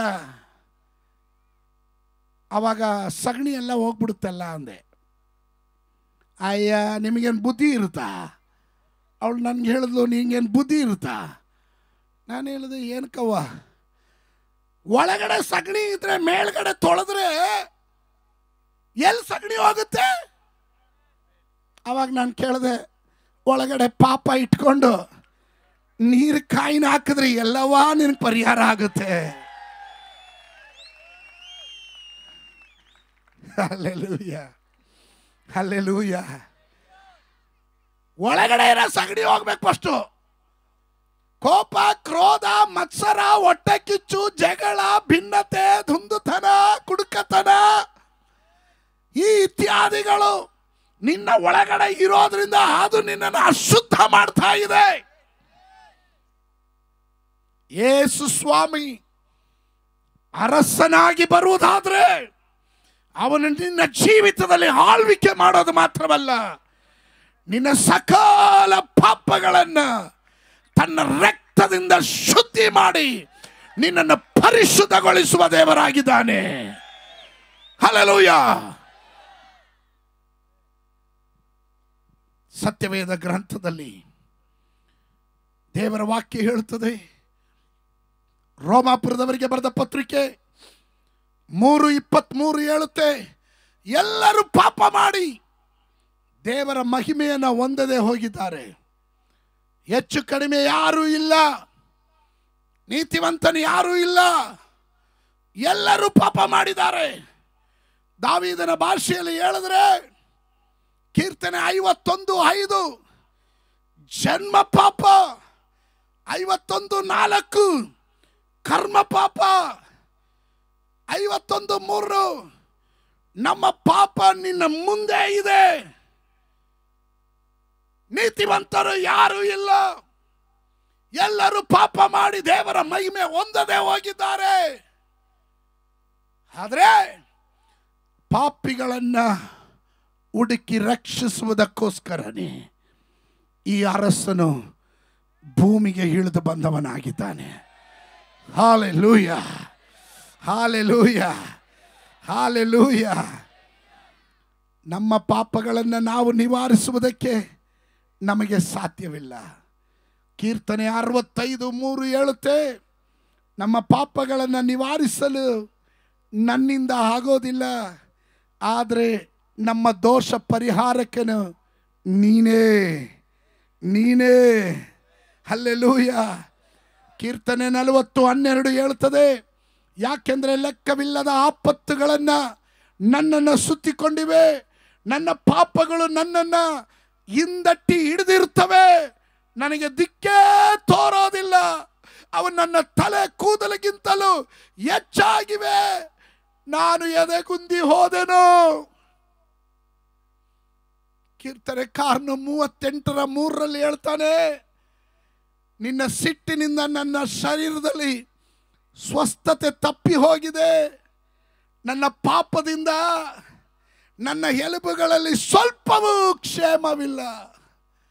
ಪಾಪ ಇದ್ರೆ ನಿನಗೆ ನಿನ್ನ ಎಲುಬುಗಳಿಗೆ ಸ್ವಲ್ಪವೂ ಕ್ಷೇಮ ಇರೋದಿಲ್ಲ. ಈ ಅರಸನು ಇವತ್ತು ಬಂದಿರೋದು ನಿನ್ನನ್ನು ಪಾಪದಿಂದ ಬಿಡಿಸೋದು ಮಾತ್ರವಲ್ಲ, ಈ ಅರಸನ ಸಂಗಡ ನಿಲ್ಲೋದಕ್ಕೆ. Hallelujah, hallelujah. ಯೆಶಾಯ 1:18, ಯೆಶಾಯನ ಪ್ರವಾದನೆ ಗ್ರಂಥ 1:18 ಹೇಳ್ತದೆ, ಬನ್ನಿರಿ ವಾದಿಸುವ ಎಂದು ಯೆಹೋವನು ಅನ್ನುತ್ತಾನೆ. ನಿಮ್ಮ ಪಾಪಗಳು ಕಡು ಕೆಂಪಾಗಿದ್ರು ಹಿಮದ ಹಾಗೆ ಬಿಳುಪಾಗುವವು. ಕಿರಮಂಜಿ ಬಣ್ಣವಾಗಿದ್ದರು ಉಣ್ಣೆಯಂತೆ ಬೆಳ್ಳಗಾಗುವವು. ಇವತ್ತಿ ಅರಸನಿಗೆ ಪಾಪವನ್ನು ಕ್ಷಮಿಸುವ ಅಧಿಕಾರ ಇದೆ, ರೋಗಿಗಳನ್ನು ಸೌಖ್ಯ ಮಾಡುವ ಅಧಿಕಾರ ಇದೆ, ಪ್ರಕೃತಿ ಶಕ್ತಿಗಳ ಮೇಲೆ ನಿಯಂತ್ರಿಸುವ ಅಧಿಕಾರ ಇದೆ. ಇವನು ಸಾಧಾರಣವಾದವನಲ್ಲ, ಇವನ ಹೆಸರು ಯೇಸು. ಬೋಲೋ ಯೇಸು ಮಹಾರಾಜಕಿ. ಒಬ್ಬೊಬ್ಬರು ಇಲ್ಲಿರುವಂಥ ಬೋಧಕರನ್ನ ಕೇಳ್ರಿ, ಪಾಸ್ಟರ್ಗಳನ್ನು ಕೇಳ್ರಿ. ನಾವೆಲ್ಲರೂ ಪಾಪಿಗಳಾಗಿದ್ವಿ. ನಾವು ಯಾರು ಪರಿಶುದ್ಧರಾಗಿ ಹುಟ್ಟಿದವರಲ್ಲ, ನಾವೆಲ್ಲ ಪಾಪಿಗಳಾಗಿದ್ದವರೇ, ಪಾಪದ ಕೂಪದಲ್ಲಿ ಬಿದ್ದಿದ್ದವರೇ. ಹೋ, ಈ ಪಾಪದಿಂದ ಬಿಡಿಸೋದಕ್ಕೆ ಯಾರಿದ್ದಾರೆ ಅಂತ ಹುಡುಕುವಾಗ, ಹಲ್ಲೆಲೂಯ, ಸತ್ಯ ತಿಳಿಯದೇ ಇದ್ದಾಗ ಕುರುಡರಾಗಿ ಬದುಕ್ತಾ ಇದ್ದಂಥ ಕಾಲ ಇತ್ತು. ಆದರೆ ಈ ಮಹಾರಾಜನು, ಈ ಯೇಸು ರಾಜನು ತಾನು ನಮ್ಮ ಜೀವಿತದಲ್ಲಿ ಬರುವುದರ ಮೂಲಕ ಇವತ್ತು ನಾವು ಬೋಧಕರುಗಳಾಗಿ ಇಲ್ಲಿ ನಿಂತಿದ್ದೇವೆ. Hallelujah, hallelujah. ಇವನಿಗೆ ಯಾವುದರ ಮೇಲೆ ಅಧಿಕಾರ ಇದೆ? ಮರಣದ ಮೇಲೆ ಯೇಸು ರಾಜನಿಗೆ ಅಧಿಕಾರ ಇದೆ. ಮನುಷ್ಯ ಶರೀರದಿಂದ ಹೊರ ಹೋದ ಆತ್ಮವನ್ನು ತಿರುಗಿ ಬರಮಾಡಲಿಕ್ಕೆ ಈ ಅರಸನಿಗೆ ಮಾತ್ರವೇ ಸಾಧ್ಯ. ಯೇಸು ಸ್ವಾಮಿಯ ಸೇವೆಯನ್ನು ಗಮನಿಸ್ರಿ. ಇವತ್ತಿನ ಪಾಸ್ಟರ್ಗಳೆಲ್ಲ ಬಿಸಿ. ಏನಕ್ಕೆ ಬಿಸಿ ಅಂದರೆ ಶವ ಸಂಸ್ಕಾರ ಮಾಡೋದರಲ್ಲಿ ಬಿಸಿ ಆಗಿದ್ದಾರೆ. ಆದರೆ ನನ್ನ ಯೇಸು ರಾಜನು ಒಂದೇ ಒಂದು ಶವ ಸಂಸ್ಕಾರ ಮಾಡಿಲ್ಲ, ಒಂದೇ ಒಂದು ಶವ ಸಂಸ್ಕಾರ ಮಾಡಿಲ್ಲ. ನಿಮ್ಗೆ ಅರ್ಥ ಆಗಿಲ್ಲ? ಹಲ್ಲೆಲೂಯ. ಒಂದು ಶವ ಸಂಸ್ಕಾರ ಮಾಡಿಲ್ಲ. ಅವನು ಏನಾದರೂ ಮಾಡಿದರೆ ಪುನರುತ್ಥಾನದ ಶಕ್ತಿಯೊಂದಿಗೆ, ಏ ಮರಣವೇ ನಿನ್ನ ಜಯವೆಲ್ಲಿ, ಏ ಮರಣವೇ ನಿನ್ನ ವಿಷದ ಕೊಂಡೆಯಲ್ಲ ಎಂದು ಮರಣವನ್ನು ಜಯಿಸಿದವನು ಮೃತ್ಯುಂಜಯನಾದ ಹಾಗೆ ಮರಣದ ಪಾರ್ಶ್ವದಿಂದ ಬಿಡಿಸಿದ ಅರಸನು ಒಬ್ಬನಿರೋದಾದ್ರೆ ನಾನು ಚಾಲೆಂಜ್ ಮಾಡ್ತೀನಿ. ಸದ್ದಾಮ್ ಹುಸೇನ್ ಅನ್ನುವಂಥ ದೊಡ್ಡ ದೊಡ್ಡ ಅರಸರುಗಳನ್ನೇ ಅವರ ಮರಣವನ್ನು ಅವರೇ ತಪ್ಪಿಸ್ಕೊಳಕ್ಕಾಗಲಿಲ್ಲ. ಸ್ತೋತ್ರ. ಹಾಗಾದರೆ ಯೇಸು ಸ್ವಾಮಿನೂ ಸತ್ರಲ್ಲ, ಅದೇ ವ್ಯತ್ಯಾಸ. ಯೇಸು ಸ್ವಾಮಿನ ಯಾರು ಕೊಂದಿದಲ್ಲ. ಯೇಸು ಸ್ವಾಮಿ ತನ್ನ ಆತ್ಮವನ್ನು ತಂದೆಯ ಬಳಿಗೆ ಒಪ್ಪಿಸ್ಕೊಟ್ಟನು. ಆಮೇಲೆ ಅವನು ಯಾವುದಾದ್ರೂ ಅರಸನು, ನಾನು ನಿಮ್ಮಲ್ಲಿ ಕೇಳ್ತೀನಿ ಪ್ರೀತಿಯ ದೇವ ಮಕ್ಕಳೇ, ಯಾವುದಾದ್ರೂ ಅರಸನು ಸಾಯೋದಕ್ಕೆ ಮುಂಚೆ ನಾನು ಹಿಂಗಾಗ್ತೀನಿ, ಇಷ್ಟು ದಿನ ನನ್ನ ಸಮಾಧಿಗೆ ಹಾಕ್ತಾರೆ, ಹೊಡಿತಾರೆ, ಬಡಿತಾರೆ, ಸಮಾಧಿಗೆ ಹಾಕ್ತಾರೆ, 3ನೇ ದಿನ ಎದ್ದು ಬರ್ತೀನಿ ಅಂತ ಯಾವುದಾದ್ರೂ ರಾಜರು ಹೇಳಿದಾರ? ಹೇಳಕ್ಕಾಗುತ್ತಾ? ಒಬ್ಬ ಅರಸನು ತನ್ನ ಮರಣವನ್ನು ಮೊದಲೇ ಪ್ರಸ್ತಾಪ ಮಾಡಿದನು, ತನ್ನ ಪುನರುತ್ಥಾನವನ್ನು ಮೊದಲೇ ಪ್ರಸ್ತಾಪ ಮಾಡಿರ ಒಬ್ಬ ಅರಸನು ಇರೋದಾದ್ರೆ ಅದು ನನ್ನ ಯೇಸು ಮಹಾರಾಜನು.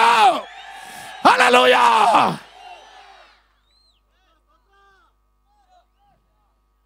ಆಮೆನ್. ಈ ಮಹಾರಾಜನಿಗೆ ರೋಗದ ಮೇಲೆ ಅಧಿಕಾರ ಇದೆ, ಪ್ರಕೃತಿ ಶಕ್ತಿಗಳ ಮೇಲೆ ಅಧಿಕಾರ ಇದೆ, ಪಾಪದ ಮೇಲೆ ಅಧಿಕಾರ ಇದೆ. ಈ ಮಹಾರಾಜನಿಗೆ ಮರಣದ ಮೇಲೆ ಅಧಿಕಾರ ಇದೆ. ಕಾರಣ ಮರಣವನ್ನು ಗೆದ್ದವನು ಅವನು. ಈ ಅರಸನಿಗೆ ಮನುಷ್ಯಾತ್ಮದ ಮೇಲೆ ಅಧಿಕಾರ ಉಂಟು. ಮತ್ತಾಯನು ಬರೆದ ಸುವಾರ್ತೆ 9ನೇ ಅಧ್ಯಾಯದ 18ನೇ ವಾಕ್ಯದಿಂದ 26ನೇ ವಾಕ್ಯದವರೆಗೂ ಓದುವಾಗ ಯೇಸುವಿನ ಬಳಿಯಲ್ಲಿ ಒಬ್ಬ ಅಧಿಕಾರಿ ಬಂದು ಅಡ್ಡ ಬಿದ್ದು ಹೇಳ್ತಾನೆ, ನನ್ನ ಮಗಳು ಈಗಲೇ ತೀರಿ ಹೋದಳು, ಆದಾಗ್ಯೂ ನೀನು ಬಂದು ಆಕೆ ಮೇಲೆ ಕೈ ಇಟ್ಟರೆ ಬದುಕುವಳು ಎಂದು ಬೇಡಿಕೊಳ್ಳಲು. ತೀರಿ ಹೋದಳು, ನನ್ನ ಮಗಳು ತೀರೋದ್ಲು, ನೀನು ಬಂದು ಕೈ ಇಟ್ಟರೆ ನನ್ನ ಮಗು ಬದುಕ್ತಾಳೆ. ಅವಳ ನಂಬಿಕೆ ಗಮನಿಸ್ರಿ ಪ್ರಿಯ, ಆತನ ನಂಬಿಕೆ ಗಮನಿಸಿ ಪ್ರಿಯರೇ. ಅಷ್ಟರಲ್ಲಿ ಯೇಸು ಎದ್ದು ಶಿಷ್ಯನ ಕರ್ಕೊಂಡು ಅವರ ಹಿಂದೆ ಹೋಗ್ತಾ ಇದ್ದಾನೆ. ಬಹಳ ಸುಂದರವಾದಂಥ ಸನ್ನಿವೇಶ ಗಮನಿಸಿ ಪ್ರಿಯರೇ. 12 ಶಿಷ್ಯರನ್ನ ಕರೆದುಕೊಂಡು 12 ವರ್ಷ ಪ್ರಾಯ ಇರುವ ಸತ್ತಿರುವಂಥ ಮಗಳನ್ನು ಎಬ್ಬಿಸುವುದಕ್ಕೆ ಯೇಸು ಹೋಗುವ ಮಾರ್ಗದಲ್ಲಿ 12 ವರ್ಷಗಳಿಂದ ರಕ್ತ ಕುಸುಮ ರೋಗದಲ್ಲಿ ಬಿದ್ದಿರುವ ಒಂದು ಸ್ತ್ರೀ, ಅವಳನ್ನು ಯೇಸು ಸ್ವಸ್ಥಗೊಳಿಸಿ ಹೋಗ್ತಾ ಇದ್ದಾನೆ. ಗಮನಿಸ್ರಿ, 12 ಬಿಬ್ಲಿಕಲಿ ಸಂಪೂರ್ಣತೆಯನ್ನು ತೋರಿಸುತ್ತೆ. 12 ಶಿಷ್ಯರು, 12 ವರ್ಷದಿಂದ ರಕ್ತ ಕುಸುಮ ರೋಗದಲ್ಲಿ ಬಳಲ್ತಾ ಇರುವವಳು, 12 ವರ್ಷ ಪ್ರಾಯ ಇರುವ ಯೌವನಸ್ಥಳು, ಆ ಮಗಳು ಸತ್ತು ಬಿದ್ದಿದ್ದಾಳೆ. ಯೇಸು ಇವಳನ್ನು ಸೌಖ್ಯ ಮಾಡಿದ್ದು ಮಾತ್ರವಲ್ಲ, ಆ ಮಗುವಿನ ಬಳಿಗೆ ಹೋಗ್ತಾರೆ. ಬಂದವರೆಲ್ಲರೂ ಗುಣುಗುಡ್ತಾ ಇದ್ದಾರೆ. ಕೆಲವರು ಸತ್ತ ಮೇಲೆ ಈಗ ಬಂದು ಏನು ಮಾಡ್ಲಿಕ್ಕೆ ಸಾಧ್ಯ, ದೊಡ್ಡದಾಗಿ ಹೀಗೆ ಬಂದಿದ್ದಾರೆ, ಮುಂಚೆನೇ ಬಂದಿದ್ರೆ ಏನಾದರೂ ಆಗ್ಬೋದಾಗಿತ್ತು. ಯಾರು ನಂಬಿಕೆ ಇಲ್ವೋ ಅವ್ರನ್ನೆಲ್ಲ ಹೊರಗಡೆ ಹಾಕಿ ಯೇಸು ಸ್ವಾಮಿ ಬಾಗಿಲು ಹಾಕಿದ್ರು. ಸ್ತೋತ್ರ. ನಂಬಿಕೆ ಇಲ್ದಾರ ಅವ್ರು ಹೋಗಿ ನಿನ್ನ ಮನೆಗೆ ಹೋಗು. ಸ್ತೋತ್ರ. ಅಂಥವರೆಲ್ಲ ಹೊರಗಡೆ. ಯೇಸು ಒಳಗಡೆ ಹೋಗಿ ಅವಳಿಗೊಂದೇ ಒಂದು ಮಾತು ಹೇಳಿದನು. ಆಕೆ ಕೈ ಹಿಡಿದು ಹೇಳ್ತಾ ಇದ್ದಾನೆ, ಆ ಮಗು ಸತ್ತಿಲ್ಲ, ನಿದ್ದೆ ಮಾಡ್ತಾ ಇದ್ದಾಳೆ ಅಂತ. ಇದು ಕೇಳಿದವರೆಲ್ಲ ನಕ್ಬಿಟ್ರು. ಕೇಳಿದವರೆಲ್ಲ, ಇವನು ಯಾರು, ಇವನಿಗೇನೋ ಸ್ಪೆಲ್ಲಿಂಗ್ ಮಿಸ್ಟೇಕ್ ಇರಬೇಕು ಅಂತ, ಏನೋ ಯಾವುದೋ ನಟ್ಟೋ ಬೋಲ್ಟೋ ಲೂಸ್ ಆಗಿರಬೇಕು. ಸತ್ತಿರೋ ಶವ ಕಂಡು ನಿದ್ದೆ ಮಾಡ್ತಾ ಇದ್ದಾಳೆ ಅಂತ ಇದ್ದಾನಲ್ಲ. ನಂಬದೇ ಇದ್ದವ್ರನ್ನೆಲ್ಲ ಹೊರಗಡೆ ಹಾಕ್ರಿ ಅಂದರು. ಹೊರಗಡೆ ಹಾಕಿದ ಮೇಲೆ ಯೇಸು ಆ ಮಗಳನ್ನು ನೋಡಿ ಹೇಳ್ತಾನೆ, ಅಮ್ಮಣಿ ಹೇಳು, ಅಮ್ಮಣಿ ಹೇಳು. ಮನುಷ್ಯನ ಆತ್ಮನ ಮೇಲೆ ಅಧಿಕಾರವುಳ್ಳ ಒಬ್ಬನೇ ಅರಸನು, ಅದು ನನ್ನ ಯೇಸು. ಇವತ್ತು ಆ ಯೇಸುವಿನ ನಾಮವನ್ನು ಮಹಿಮೆ ಪಡಿಸೋದಕ್ಕೆ ಈ ಯೇಸು ಮಹಾರಾಜನನ್ನು ನಿಮ್ಮ ಮುಂದೆ ಅಲ್ಲಲ್ಲಿಯ ಬಿಚ್ಚಿಡೋದಕ್ಕೆ ಈ ಪದವಿ ಕೊಟ್ಟ ದೇವರಿಗೆ ಕೋಟ್ಯಾನುಕೋಟಿ ಸ್ತೋತ್ರ. ಈ ಮಹಾರಾಜನ ಬಗ್ಗೆ ಕೇಳೋದಕ್ಕೆ ನಿಮ್ಮ ಕರ್ಣಗಳು ತೆರೆಯಲ್ಪಟ್ಟಿದ್ದಕ್ಕಾಗಿ ಸ್ತೋತ್ರ. ಗಟ್ಟಿಯಾಗಿ ಆ ಹಿಂದ್ಗಡೆ ಇರೋರೆಲ್ಲರೂ ಗಟ್ಟಿಯಾಗಿ ಆಮೇಲೆ ಹೇಳೋಣ. ಈ ಅರಸನು ಅವನು ಮರಣದ ಮೇಲೆ ಅಧಿಕಾರ ಉಳ್ಳವನು, ದೆವ್ವಗಳ ಮೇಲೆ ಅಧಿಕಾರ ಉಳ್ಳವನು, ರೋಗದ ಮೇಲೆ ಅಧಿಕಾರ ಉಳ್ಳವನು, ಪ್ರಕೃತಿ ಶಕ್ತಿಗಳ ಮೇಲೆ ಅಧಿಕಾರ ಉಳ್ಳವನು. ಹಲ್ಲೆಲೂಯಾ. ಕುಷ್ಠ ರೋಗಿಯ ಮೇಲೆ ಅಧಿಕಾರ ಉಳ್ಳವನು. ಈ ಅರಸನು ಇವತ್ತು ನಿಮ್ಮ ಮನೆಗೆ ಬರ್ತಾ ಇದ್ದಾನೆ. ಈ ಅರಸನು ಇವತ್ತು ನಿಮ್ಮ ಜೊತೆಯಲ್ಲಿ ಬರಕ್ಕೆ ಹೋಗ್ತಾ ಇದ್ದಾನೆ. ಈ ಅರಸನು ಇರುವ ಮನೆಯಲ್ಲಿ ಯಾವ ಅಂಧಕಾರ ಶಕ್ತಿಗಳಿಗೂ ಇರೋದಕ್ಕೆ ಸಾಧ್ಯವಿಲ್ಲ, ಪ್ರವೇಶ ಮಾಡೋದಕ್ಕೆ ಸಾಧ್ಯವಿಲ್ಲ. ಒಪ್ಪರು ಮಾತ್ರ ಆಮೇನ್ ಹೇಳ್ರಿ. ಹಲ್ಲೆಲೂಯಾ. ಆಮೆನ್. ದುರಾತ್ಮಗಳ ಮೇಲೆ ಅಧಿಕಾರ ಇದೆ. ನನಗೆಲ್ಲ ವಾಕ್ಯ ಹೇಳಬೇಕು ಅಂತಿದೆ, ಸಮಯ ಭಾಳ ಮುಂದೆ ಹೋಗಿರೋದ್ರಿಂದ ಬರೋ ಸಾರಿ ನೀವು ನನ್ನನ್ನು ಕರಿತಿರೋ ಇಲ್ಲವೋ ಅನ್ನೋ ಭಯದಿಂದ ಬೇಗನೆ ನಿಲ್ಲಿಸ್ತಾ ಇದ್ದೀನಿ. ಅಂದರೂ 12:30 ಆಗ್ಬೋದು. ಆಮೇಲೆ ಅವನು ರಾಜಾದಿರಾಜನು. ಆಮೇಲೆ ಇವನಿಗೆ ಅಸಾಧ್ಯವಾದದ್ದೊಂದೂ ಇಲ್ಲ. ಈ ಅರಸನಿಗೆ ಅಸಾಧ್ಯವಾದದ್ದೊಂದೂ ಇಲ್ಲ. ಕಾರಣ ಸರ್ವಾಧಿಕಾರವು ತನಗುಳ್ಳದು. ಭೂಮಿ ನನ್ನದು, ಆಕಾಶ ನನ್ನದು, ಸಮಸ್ತಕ್ಕೂ ಒಡೆಯನು ನಾನೇ ಎಂದು ಹೇಳಿರೋ ಒಬ್ಬನೇ ಒಬ್ಬ ಅರಸನು, ಅದು ನನ್ನ ಯೇಸು ಮಹಾರಾಜನು ಮಾತ್ರನೇ.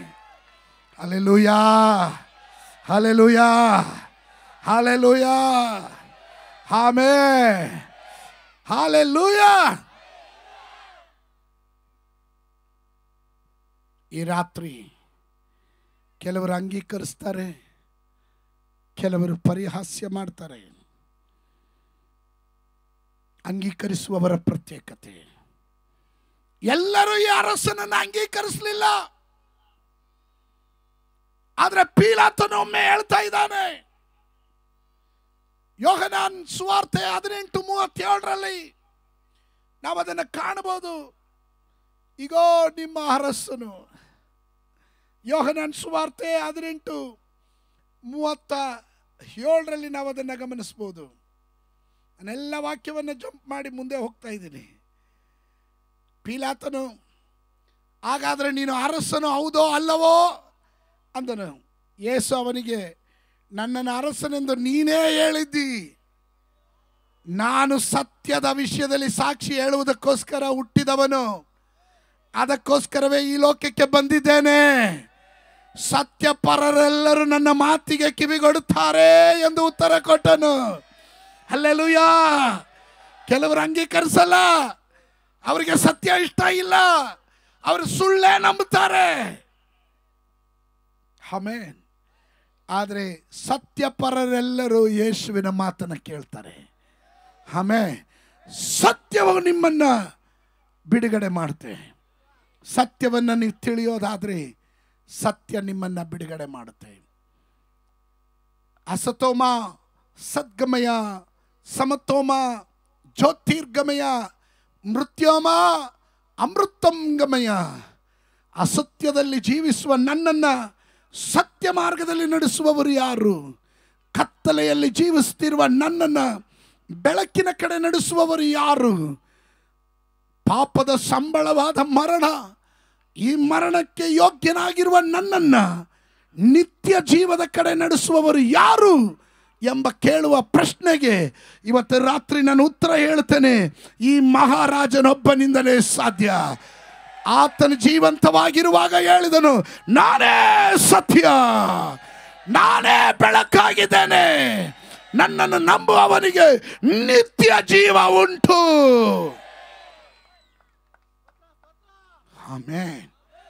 ಈ ಅರಸನು ರಾಜಾಧಿರಾಜನಾಗಿ ನಮ್ಮ ನಡುವೆ ಬಂದಿದ್ದಾನೆ. ಅವರ ತಾಲೂಕೆ ಯಾರಿಗೂ ಬೇಡದೇ ಇದ್ದಂಥ ತಾಲೂಕು, ಯಾವ ಸೇವಕರು ಬರೋದಕ್ಕೆ ಒಪ್ಪದೇ ಇದ್ದಂಥ ತಾಲೂಕಿನಲ್ಲಿ ನಾನು ಬರೋದಕ್ಕೆ ಕಾರಣ ನನ್ನ ರಾಜಾಧಿರಾಜನನ್ನ ಇಲ್ಲಿ ಆಮಂತ್ರಿಸುವುದಕ್ಕಾಗಿದೆ. Hallelujah, hallelujah. ಬರುವ ದಿವಸಗಳಲ್ಲಿ ನೋಡ್ರಿ, ಅವರ ತಾಲೂಕಿನಲ್ಲಿ ಉಜ್ಜೀವನದ ಕೂಟಗಳ ಮೇಲೆ ಕೂಟ ನಡೆಯುತ್ತೆ. ಕೂಟದ ಮೇಲೆ ಕೂಟ ನಡೆಯುತ್ತೆ. ಎಲ್ಲರೂ ಅವರಾದ ಬರಬೇಕು ಅಂತಾರೆ.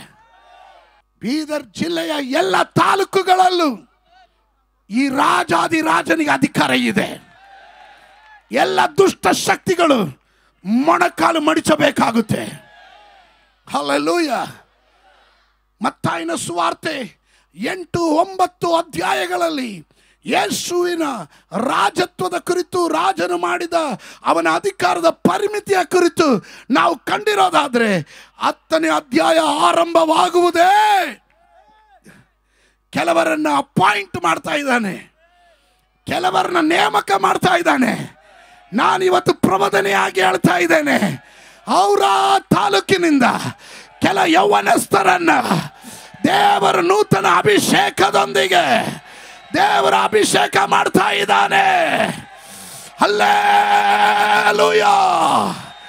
ನಾನ್ ಮಾಡಿದಕ್ಕಿಂತ ಮಹತ್ ಕಾರ್ಯಗಳು ಅವರು ಮಾಡ್ತಾರೆ. ಹಾವುಗಳನ್ನ, ಚೇಳುಗಳನ್ನ, ವೈರಿಯ ಸಮಸ್ತ ಬಲಗಳನ್ನ ತುಳಿಯುವ ಅಧಿಕಾರ ನಾನು ಅವರಿಗೆ ಕೊಡ್ತಾ ಇದ್ದೇನೆ. ಇವತ್ತು ರಾತ್ರಿಯಿಂದ ಯಾವ ಕೇಡು ನಿಮಗೆ ಸಂಭವಿಸೋದಿಲ್ಲ. ನಿಮ್ಮ ಗೂಡಾರದ ಸಮೀಪಕ್ಕೂ ಯಾವ ಬಾಧೆಯೂ ಸುಳಿಯೋದಿಲ್ಲ. ಕಾರಣ ಈ ರಾಜಾದಿರಾಜನು ಜಯದ ಧ್ವಜವನ್ನು ಹಾರಿಸ್ತಾ ಇದ್ದಾನೆ, ಜಯದ ಧ್ವಜವನ್ನು ಹಾರಿಸ್ತಾ ಇದ್ದಾನೆ. Hallelujah, hallelujah. You are more than conquerors. ನೀವು ಪೂರ್ಣ ಜಯಶಾಲಿಗಳಾಗಿದ್ದೀರಾ. ಚಪ್ಪಾಳೆ ತಟ್ಟಿ ದೇವರಿಗೆ ಮಹಿಮೆ ಕೊಡ್ರಿ ಗಟ್ಟಿಯಾಗಿ. Hallelujah. Blessed be the name of the Lord. Amen. Amen. ಜಯದ ಧ್ವಜ. ಕಡೆಯದಾಗಿ ನಾನು ಒಂದು ಪದ ಹೇಳಿದೆ, ನೀವು ಪರಾಕ್ರಮಶಾಲಿಗಳು ಅಂತ. More than ಕಾನ್ಕರರ್ಸ್. ಕಾನ್ಕರರ್ ಬೇರೆ, ಮೋರ್ ದೆನ್ ಕಾನ್ಕರರ್ಸ್ ಬೇರೆ. ಸ್ತೋತ್ರ. ನೀವು ಪೂರ್ಣ ಜಯಶಾಲಿ. ಅದರ ಅರ್ಥ ಏನು ಗೊತ್ತಾ? ಅದರ ಅರ್ಥ ನೋಡ್ರಿ, ಗಮನಿಸ್ರಿ. ಪೂರ್ಣ ಜಯಶಾಲಿ ಅಂದರೆ ನಾವೇನು ಯುದ್ಧ ಮಾಡಿಲ್ಲ. ಮೈಕ್ ಟೈಸನ್, ಎಷ್ಟು ಜನರು ಗೊತ್ತೋ ಗೊತ್ತಿಲ್ಲ, boxer Mike Tyson. Mike Tyson heavyweight champion. ನಮ್ಮ ಕಾಲದಲ್ಲೆಲ್ಲ ಅವರೇ ಇದ್ದಿದ್ದು. ಈಗ ಯಾರಿದ್ದಾರೋ ಗೊತ್ತಿಲ್ಲ, ಯಾಕಂದರೆ ಬಾಕ್ಸಿಂಗ್ ನೋಡೋಕ್ಕೆ ಟೈಮ್ ಸಿಕ್ಕಿಲ್ಲ ನನಗೆ. ನಾನು ಸೈತಾನಿಗೆ ವಿರುದ್ಧ ಬಾಕ್ಸಿಂಗ್ ಮಾಡಬೇಕಾದ್ರೆ ಬೇರೆ ಬಾಕ್ಸರ್ಸ್ ಗೊತ್ತಿಲ್ಲ ನಮಗೆ. ಗಮನಿಸ್ರಿ, ಮೈಕ್ ಟೈಸನ್ ಉದಾಹರಣೆ ಹೇಳ್ತಾ ಇದ್ದೀನಿ. Heavyweight champion. ಅವನು ಅನೇಕರನ್ನ ತನ್ನ ಮುಷ್ಟಿ ಕಾಳಗದಲ್ಲಿ, ಕುಸ್ತಿಯ ಕಾಳಗದಲ್ಲಿ, ಬಾಕ್ಸಿಂಗ್ನಲ್ಲಿ ಸೋಲಿಸಿ, ಲಾಯರ್ ಪಂಚು, ಅಪ್ಪರ್ ಪಂಚು ಅಂತ ಹೊಡೆದು ಅನೇಕರನ್ನ ಸೋಲಿಸಿ ಕಡೆಗೆ ಅವನಿಗೊಂದು ಹೆವಿ ವೆಯ್ಟ್ ಚಾಂಪಿಯನ್ ಬೆಲ್ಟ್ ಅನ್ನು ಕೊಡ್ತಾರೆ. Heavyweight champion. ಅದರ ಜೊತೆಯಲ್ಲಿ ಒಂದು ದೊಡ್ಡ ಮೊತ್ತದ ಚೆಕ್ಕನ್ನು ಕೊಡ್ತಾರೆ, ಅವಾರ್ಡ್. ಇದು ಜಯಿಸಿದ ಮೈಕ್ ಟೈಸನ್ ಮನೆಗೆ ಬರ್ತಾನೆ. ಮನೆಗೆ ಬಂದಾಗ ಅವನ ಹೆಂಡತಿ ಕೈಯಲ್ಲಿ ಕೊಡ್ತಾನೆ. ಹೆಂಡತಿ ಕೈಯಲ್ಲಿ ಬೆಲ್ಟ್ ಕೊಟ್ಟು ಈ ಚೆಕ್ ಕೊಟ್ಬಿಟ್ಟು ಹೇಳ್ತಾನೆ, ಯು ಆರ್ ಮೋರ್ ದೆನ್ ಕಾನ್ಕರರ್. ಅಂದರೆ ಯುದ್ಧ ಮಾಡಿದ್ದು, ಹೋರಾಟ ಮಾಡಿದ್ದು ಮೈಕ್ ಟೈಸನ್. ಆದರೆ ಈಗ ಪೂರ್ಣ ಜಯಶಾಲಿ ಆಗಿದೆ ಹೆಂಡತಿ. ಇವಳು ಯುದ್ಧನೂ ಮಾಡಿಲ್ಲ, ಕುಸ್ತಿ ನೋಡಕ್ಕೂ ಹೋಗಲಿಲ್ಲ. ಇವಳು ಪೂರ್ಣ ಜಯಶಾಲಿ. ಕ್ರಿಸ್ತ ಯೇಸುವಿನಲ್ಲಿ ನಾವು ಪೂರ್ಣ ಜಯಶಾಲಿ. 2000 ವರ್ಷಗಳ ಹಿಂದೆ ಸೈತಾನನ ತಲೆಯನ್ನ ಸಿಕ್ಸರ್ ಬಾರಿಸಿ, ಹಲ್ಲೆಲೂಯಾ, ಗೋಲ್ಗೊಥಾ ಬೆಟ್ಟದಲ್ಲಿ ನಮಗಾಗಿ ಜಯವನ್ನು ತಂದ ಯೇಸು, ಹಲ್ಲೆಲೂಯಾ, ಅವನು ಜಯಿಸಿದವನಾಗಿ ಆ ಜಯವನ್ನು ತಂದು ನಮಗೆ ಸೆಲೆಬ್ರೇಟ್ ಮಾಡೋದಕ್ಕೋಸ್ಕರ ನಮ್ಮ ಕೈಲಿ ಕೊಟ್ಟನಲ್ಲ. ನಾವು ಮೋರ್ ದೆನ್ ಕಾನ್ಕರರ್ಸ್. ನಾವು ಪೂರ್ಣ ಜಯಶಾಲಿಗಳು. ಆಮೇಲೆ ಅದಕ್ಕೆ ಹೇಳಿದೆ, ಈ ಮಹಾರಾಜನನ್ನ ಇವತ್ತು ಬಿಡದೆ ಮನೆ ಕರ್ಕೊಂಡೋಗ್ರಿ. ಆಮೇಲೆ